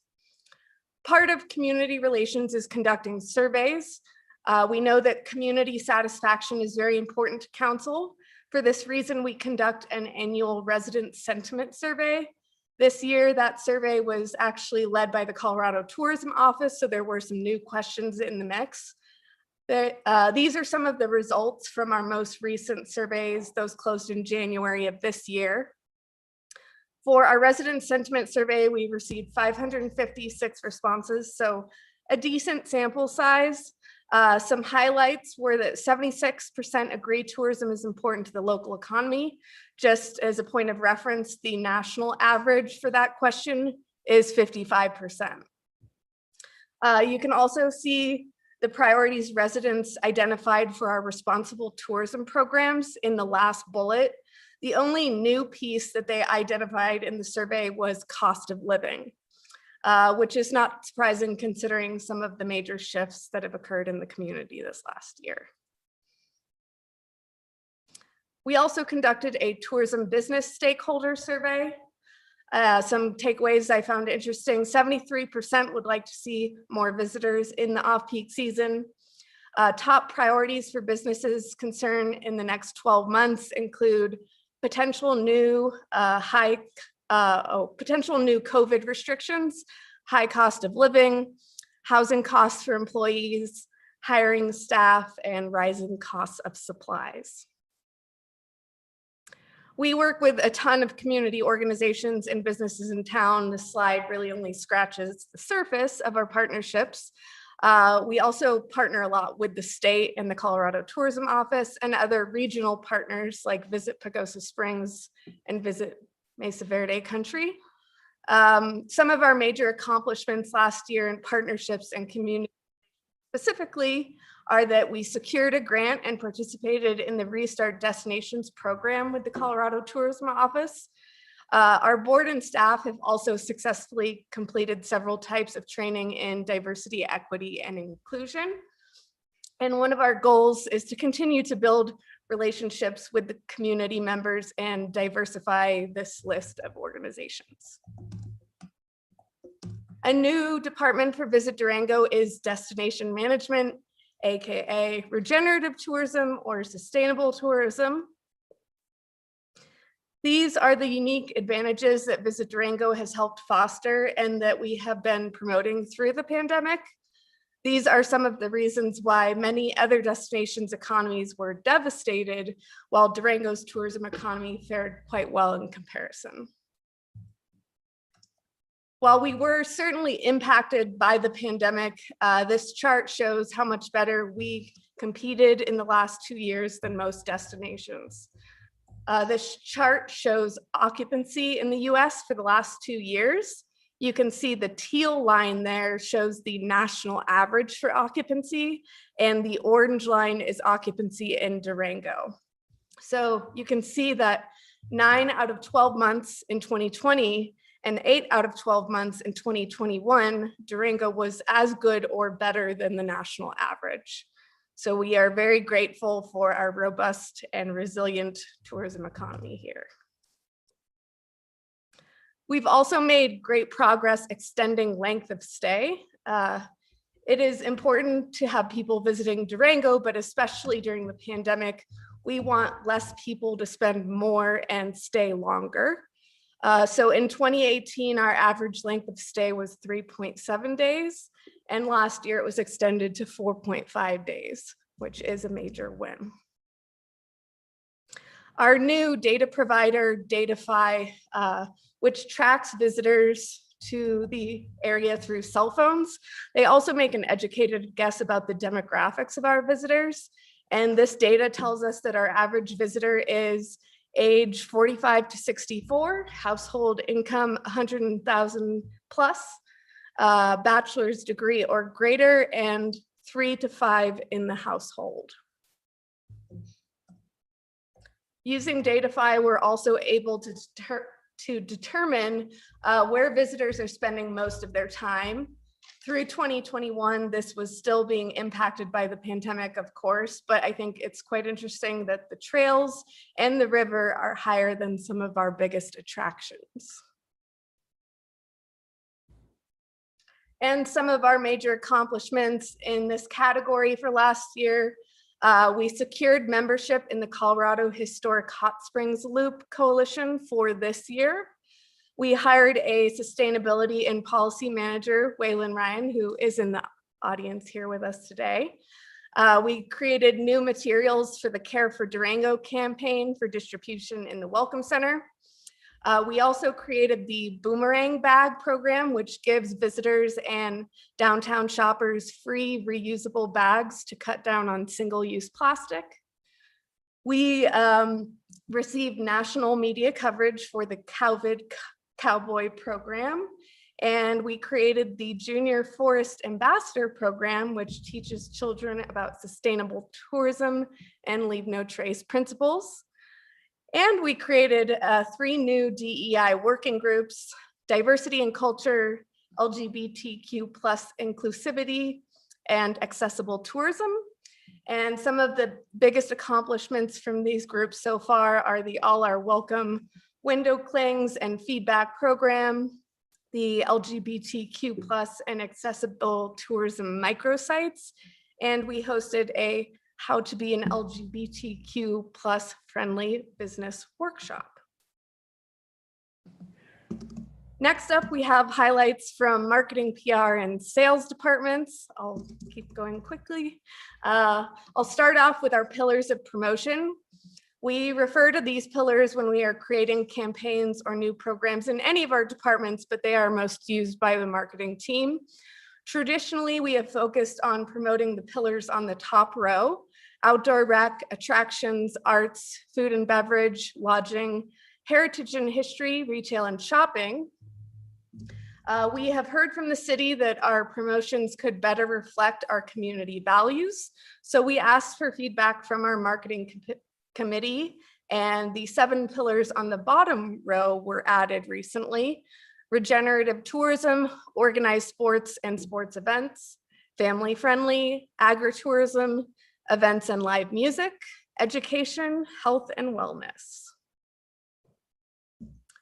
We conduct marketing programs on all major channels. The main tactics we use are social media, print, online display, outdoor, AKA billboards, pay-per-click, blogging, printed collateral, email marketing, etc. This is a snapshot of the platforms and partners we worked with last year for paid advertising: Facebook, Instagram, Spotify, Durango Magazine, just to name a few. And this is a snapshot of the platforms we used for organic or unpaid marketing: Welcome Center, Collateral, TikTok, LinkedIn, blog, etc.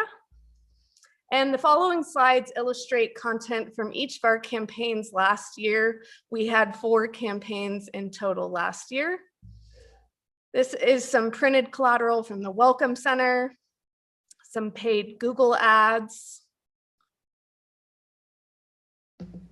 some of our fall Always in Season campaign ads, a print ad tagline where mountain views meet mountain brews. I like that. Some ads promoting our Durango Deals program. And I'd like to highlight just a couple of my favorite accomplishments for this department. One was the strategic decision to sign up for TikTok. A lot of DMOs are still reluctant to make the leap, but it has definitely paid off for us. And one of my favorite projects was the photo and video shoots our team did. They worked with a new pool of models to better represent our local population. They increased our photo and video library by 70%. Most of the photos you've seen in this presentation today are from those shoots. And the greatest part about this is that all 9,000 plus photos and videos are available to our clients and all of our partners for use. So if anyone watching or anyone would like those assets, they can just email me. For PR, one of the main ways we connect and partner with media is through targeted media pitches and press releases. We also hosted a variety of FAM or media tours. This allows for journalists and influencers to experience Durango and work with us to create a tailored itinerary and unique story. Here are several coverage highlights from 2021. As you can see, many of these articles are a result of our strategy to promote the off-season. Some of my favorites include best US destinations for learning how to mountain bike, resources for queer hikers, and a feature on Native American art in Durango. We were featured in over 50 publications last year, and these are just some of the top publications we've received coverage with. So hopefully a few names you recognize. And when it comes to sales, one of the largest ways we attract new visitors to Durango is by attending shows. On the screen, you can see a picture of our booth at IPW show last July.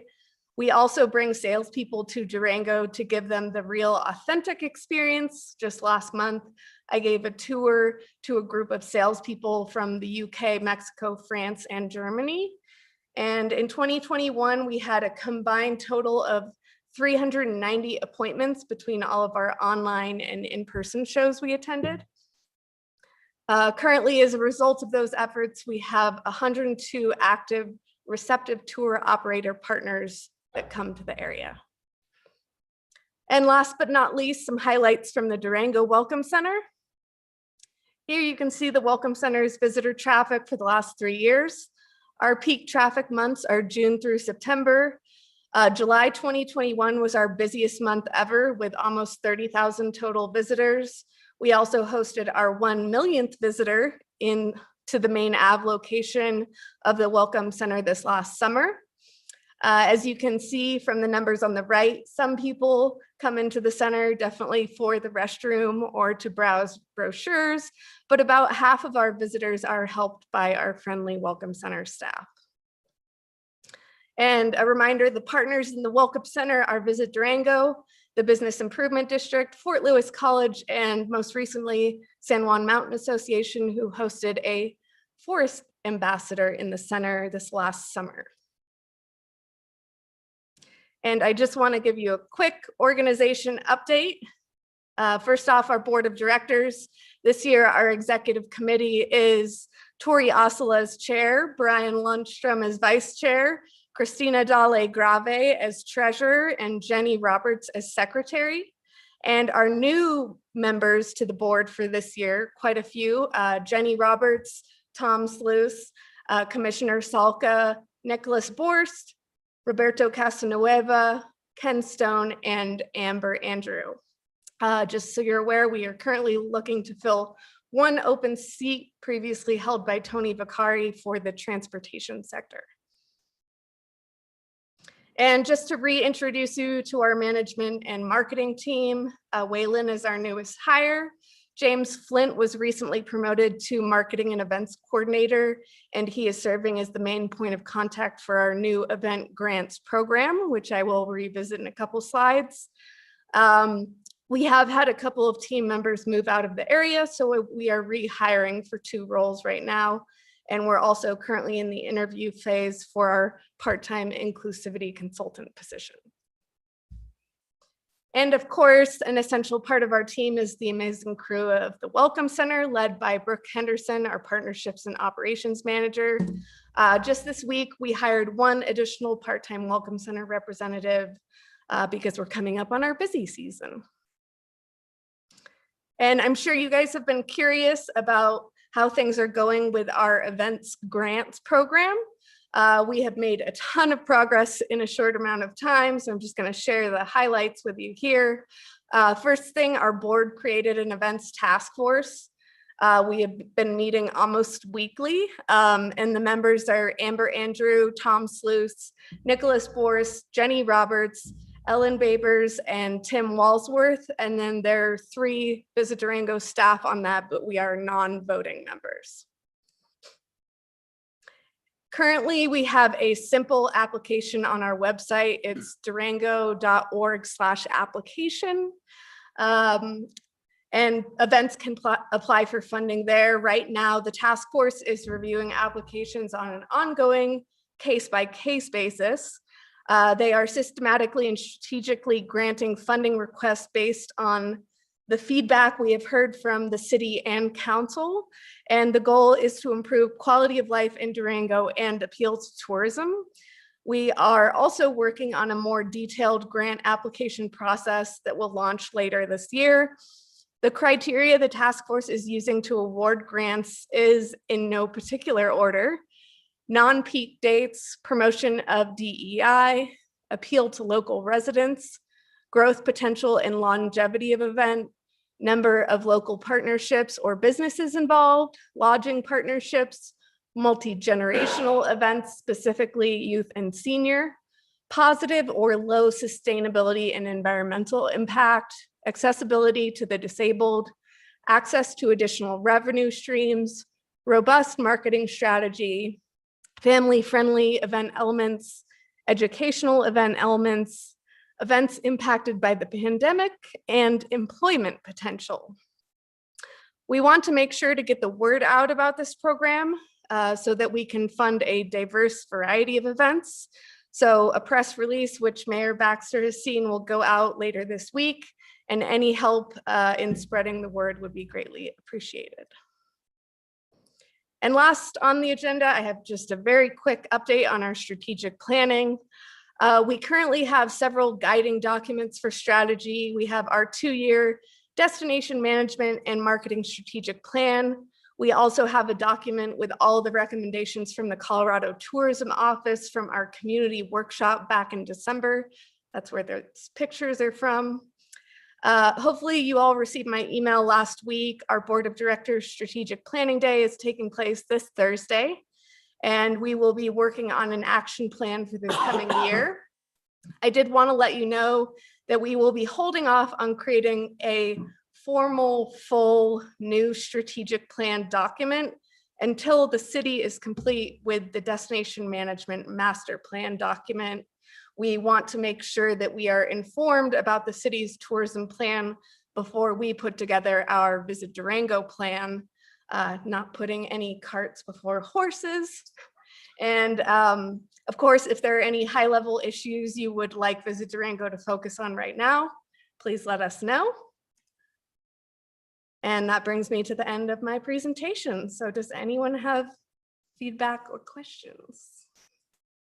Great presentation. Thank you.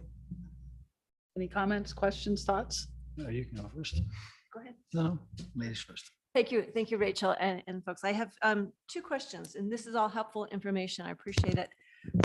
When I ask for the data behind the statement that tourism is 33% or 30% of our economic base for Durango, I can't seem to get the report. I get told, oh, it came from Region 9. Region 9 tells me that's the whole area. It's not targeted to Durango. So I'm hopeful, and I'm wondering in the next quarterly report, can you provide us the background for that, the report? Am I missing it? No, I was just saying salt fab might be another avenue for. Yeah, I would like, I'm thinking that, even if it's something like most people pay with a credit card and you track the area code for the credit card, something that, other places are doing this. So I would like the substantiated data for the 30 to 33% claim. So that would be helpful. And I'd also appreciate, we, particularly the mayor raises this question about good paying jobs. And I know it's one of the KPIs. How will you be able to track the employment that's taking place in the area as a result of the tourism efforts? Great questions. Can I Yeah, respond? go ahead. And then I'll have a comment to make about that. Go Okay, ahead. thank you. So I do believe I've delivered the Region 9 report regarding the 30% of La Plata County. You did have another question, which I think was related to sales tax. I did do some investigating on that question. That came from my predecessor, Frank Lockwood, and he could not find the source for me. So we will no longer be using that stat until we have an updated economic impact study. And then what was the second question? So Rachel, I will say that, on the Region 9, I'm not clear, it's all of La Plata. And so it doesn't drive it just into the Durango, what we benefit. So that's just a point. No, the Region 9 report does break down the counties. It goes down to county levels. To the county level. Yes. But you do not have any possibility of breaking it down to the Durango. How does Durango benefit? Correct. We have quoted that stat as a La Plata County stat. We do not have the Durango statistic. And then my just question is, perhaps that might be something you could add to the future as a way of verifying Right. that. And then the second question was around jobs. Yeah, jobs and KPIs. I have a draft of a number of things I want to ask Region 9 about. We are still exploring which of these things we actually will be able to track and which not. If Region 9 isn't the source, we can look into credit card use data, but we are still exploring that. Thank you. So Amber and I had two wonderful days of conversations actually about Visit Durango. And one of the things we talked about is that in order to find out about employment and employment pay, many communities and many states require that when you apply for your business license or re-up it, you have to give information concerning how many employees are employed, what the rates are, blah, blah, blah, blah, blah. And that might be something that the city could do, because one of the things that we can provide our partners with is information. If we're gathering it in a very simple, easy way for us to gather, it makes it easy for us to share with our partners. So maybe there's a conversation with Tom about what type of information, and then Tom talks with Jose about, is this possible for us to do, and would it work, and all that kind of thing. Because I agree, the La Plata Economic Alliance, there's tons of information they could use through us, I'm sure. The Visit Durango, Region 9, many others. So I'd love to see us all work together on that. Sounds great. Any other comments or questions? Yeah, Olivia. I do. First of all, thank you for the presentation and all you do, including you gentlemen. Can you go back to the first slide that you had? I have a very specific question that just caught my All right, let me. my attention. Well, maybe not. This Just- one? Yeah, just go down a couple where it says the percentages. There you go. Yeah. So my comments will be on the financial part. I think since this is the first quarterly presentation, it would be good to see how things progress over time with the comparables from the first quarter, second quarters, because I think a lot of it is going to be useful and it's the same. Second, I would like to see, if possible, an email with that presentation, if that's even possible, so it becomes a little bit more efficient. So my two questions or two comments are, first, I believe your revenue was 2 million-ish estimated for 2020, of which 53% was coming from the city, so 1.3 million.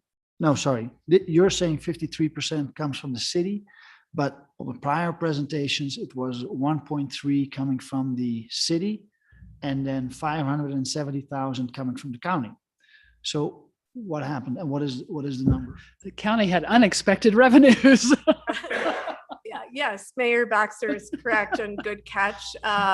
We did receive our final income numbers from the county and they were almost 1 million, and our board gave authorization to use that as our projected amount for this year. So And hence the reason why the county is going to have the conversation about being able to allocate their lodger's tax with the new state law that just went into effect, partially because of that. So your budget or revenues, estimated revenues are, instead of 2 million, they're 3 million? Is that really correct? No, we're closer to 2 million. Well, I'd have to look into the sheet to get you specifics. so but- if the county went up 1 million, it was 470, that's 1.47. The city was 1.3 million, and then you had some other revenues from sales and smaller issues that were maybe 100,000. That's close to 3 million. I think you said the county went up to 1 million, correct? Correct. To Oh, 1 million, okay. not up 1 million. Not to Okay. 2 million. Sorry about that. So it would be 2.5 million. That is a serious revenue for a tourism office. Visit Durango. And this is where so I guess that's clear. I could respond to one of your questions earlier about budget requests. Because my last presentation not that long ago was our budget request, and I threw a lot of numbers and dollar signs at you guys that time, I wanted to focus more on the other info, but shortly we should probably get another one scheduled for our Q1 presentation, and I'd be happy to give more financial info at that time. And Yeah, also, and Councilor Bosman's, I can't remember if you were here at the study session where we as a council decided we were going to revisit the lodger's tax question itself, and how that's all allocated. So, okay, I just want to finish my point here because we are running late here. So my concern is actually even bigger now that I had expressed before, which is that from the 2.5 million that you have for Visit Durango, it trickles down to $120,000 that goes to the actual local event organizers. So even a sliver almost of your total revenue. And I think that's unfortunate. Now, you did, and I will keep bringing this up, if ever that discussion comes up, I think that portion should be significantly more. Then there was a request from the Iron Horse Bicycle Classic for $50,000. And then I see that the task force allocated $30,000. How did you come up with that? Is there a scientific process? And maybe it's not the right time now to answer that. Maybe you can send it by email, but that would be very interesting to see how, because as a council, we hand over this money and we have no insight on how that money is actually determined, how you decide or the task force decides, oh, we make it 50, we'll make it 30. So whatever the basis is, you did give the criteria, which I appreciate. And then in the bigger picture, I think there's another, I can't remember which one it is, United Way maybe, that breaks down all the donations that are given, and then the council gives the final support for that. I think that's. I don't believe we give final No, you do support not. for that. United Way does it. So they basically present to us what they are handing out? Is that? Yes. And then if we don't like it, we make changes for the coming year about how it all works. Okay, because maybe as a council, we should consider how this is the first year, so it's a learning curve. The amounts will probably change, but I think we need to, as a council, be more in tune on how events get provided with money for marketing, I guess, and how Visit Durango supports that or adds to the marketing. So that was my comment. So hopefully you can respond at a certain point on the process that was followed to change that 50 to 30 and how that will go in the future.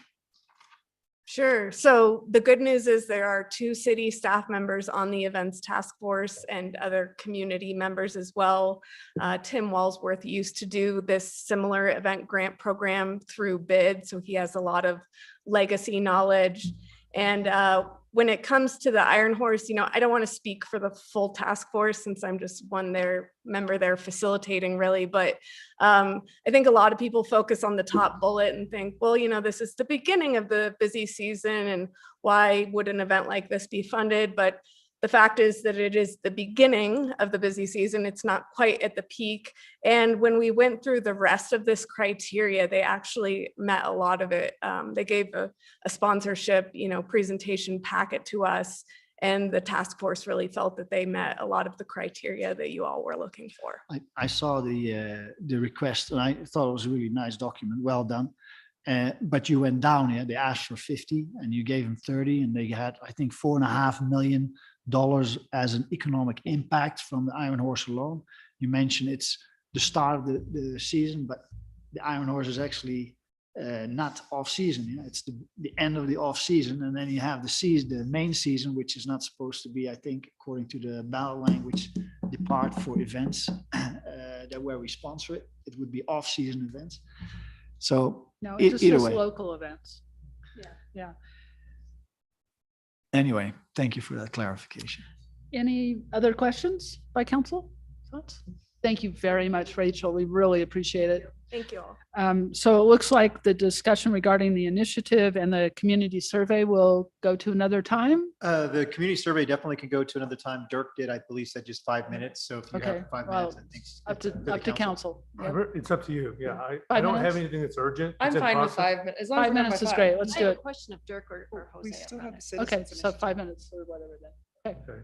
Well, the process is underway. So there is a committee that's been formed, submitted petitions. The petitions are being circulated.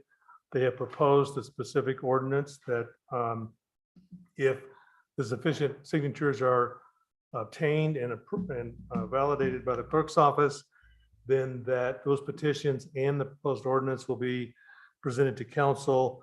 I think in early May is the date that's proposed at this point. They have about another week, I think, to gather signatures. So it's in process. It hasn't been finished yet. So assuming that they get signatures, then that's presented to council, then council will be presented with an opportunity to either adopt the ordinance as drafted or set a question on the adoption of the ordinance for a vote of the electors within a specified time range. Because of a lot of detail around elections, both the national election and primary election, there is a very narrow window of time that election could be held. Early August or the dates that would be available. It would require a special election. And I'll let Faye, if you have questions about election details, I'll turn to her for those. And then again, if there is an election and it's approved at the election, then that would come back for adoption by council. If the election fails, then the question would then have been determined that the ordinance would not be supported by the voters, essentially. So that's it in a very small nutshell. So my question is, Jose, you have said, and maybe it needs to be repeated publicly, but if I understand it correctly, you said that you intend to have a public process, even though it's not required, to have a public process of discussion and information around the fire district's plans for this building. That's correct, yeah? Yes, there was always an intention from staff to create a public process and definitely not a decision to be made in a vacuum. So even though it's not required, the intent is to be public. We all have that expectation that it will be public. So while I appreciate the work of the community in doing this, I'm wondering, how do we can share with them that it will be made public? We are all holding ourselves accountable for it, because I also look at the cost of their time and if this needs to go through other issues. So I'm raising the question of how do we convey that certainty that this will be public? Well, it's more than being public. It's a public hearing process, Right. which is different than just a public meeting. And I think that's kind of the crux of the initiative. The initiative seeks to make some changes to the land use code. I don't know that it's appropriate necessarily to get into the details of that, but it does require a public hearing. That's correct. And that's key. So I guess that's the clarity. Is there intent to be public hearing? I think from a staff perspective, it's hard to kind of outline what that process would be without actually having a submittal. So, I mean, from a standpoint of going through to a public meeting, getting discussion, absolutely, that'd be something that we would be looking at doing no matter what. As far as in a public hearing per se, officially, it would be depending upon what they submit and would we go about, actually doing a public hearing, formalizing that. I think that's just a tough one to say without having what the submittal is and how it was going through.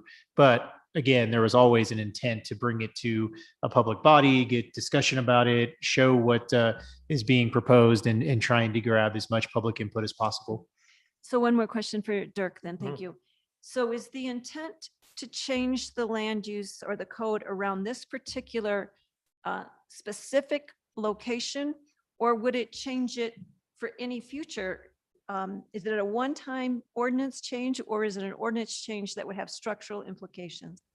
I believe it's a use change in the downtown area. That's So if a fire station was going into the downtown area, no matter where it went in that locale, the same process would have to take place. That's correct. And any project going in Any downtown. fire station. Just fire station. That's all this land use. So it's one time, It's a one type. right? One type. Organization. Yeah. It's targeted at one organization. No, it's or one targeted type at of one building. type of use, because the fire district may not be the only people who ever do a fire station. Just How much is the, Well, and to be fair, it's police and fire. police I mean, and fire. Okay. right. So it's Alright. police and fire. So it's targeted at use. It's changing the zone matrix for the land use code from an allowed use to a conditional use. That's effectively what they're doing. how much money is a special election usually? Right about $35,000. $35,000. And then how much money approximately would it cost the city to change this land use code for just the police and fire use? There would be no cost per se. We would go through the usual process of Staff time and your time, and I mean, it's a cost. You're talking about if council were to request that this change be made. Yes. Like if we were to say, let's make the change, let's do it. Cause even though we're going to have a public process that we've kind of agreed to, that we're not going to just let this go under and like Jose signed some papers and the fire station moves in there. We've all agreed that this is going to come here, right? And in front of us. But if we're going to make this formal and say, we'll accept it and, not go through the special election to save the city $35,000, how much money does it cost? Like, do you anticipate time and money? There's really no additional cost because our salaries are included. So, my time would be the same. Jose's time would be the same. So it's just taking time from other things. Right. It would just be an allocation of resources to do this. And just so I understand it really clearly, sorry, did I interrupt? No, you're good. Okay. It's a land use code for the fire department and the police department. So if they're in the city, then they have to, basically, they are allowed a public hearing around that. Right. And well, it goes on to provide that any evaluation of those uses would require an analysis that those uses are in compliance with a list of a variety of plans that the city has already adopted. So again, I hesitate to get too deeply into the details of the ordinance because one of the things we want to avoid is impact, whether someone might or might not want to sign the petition.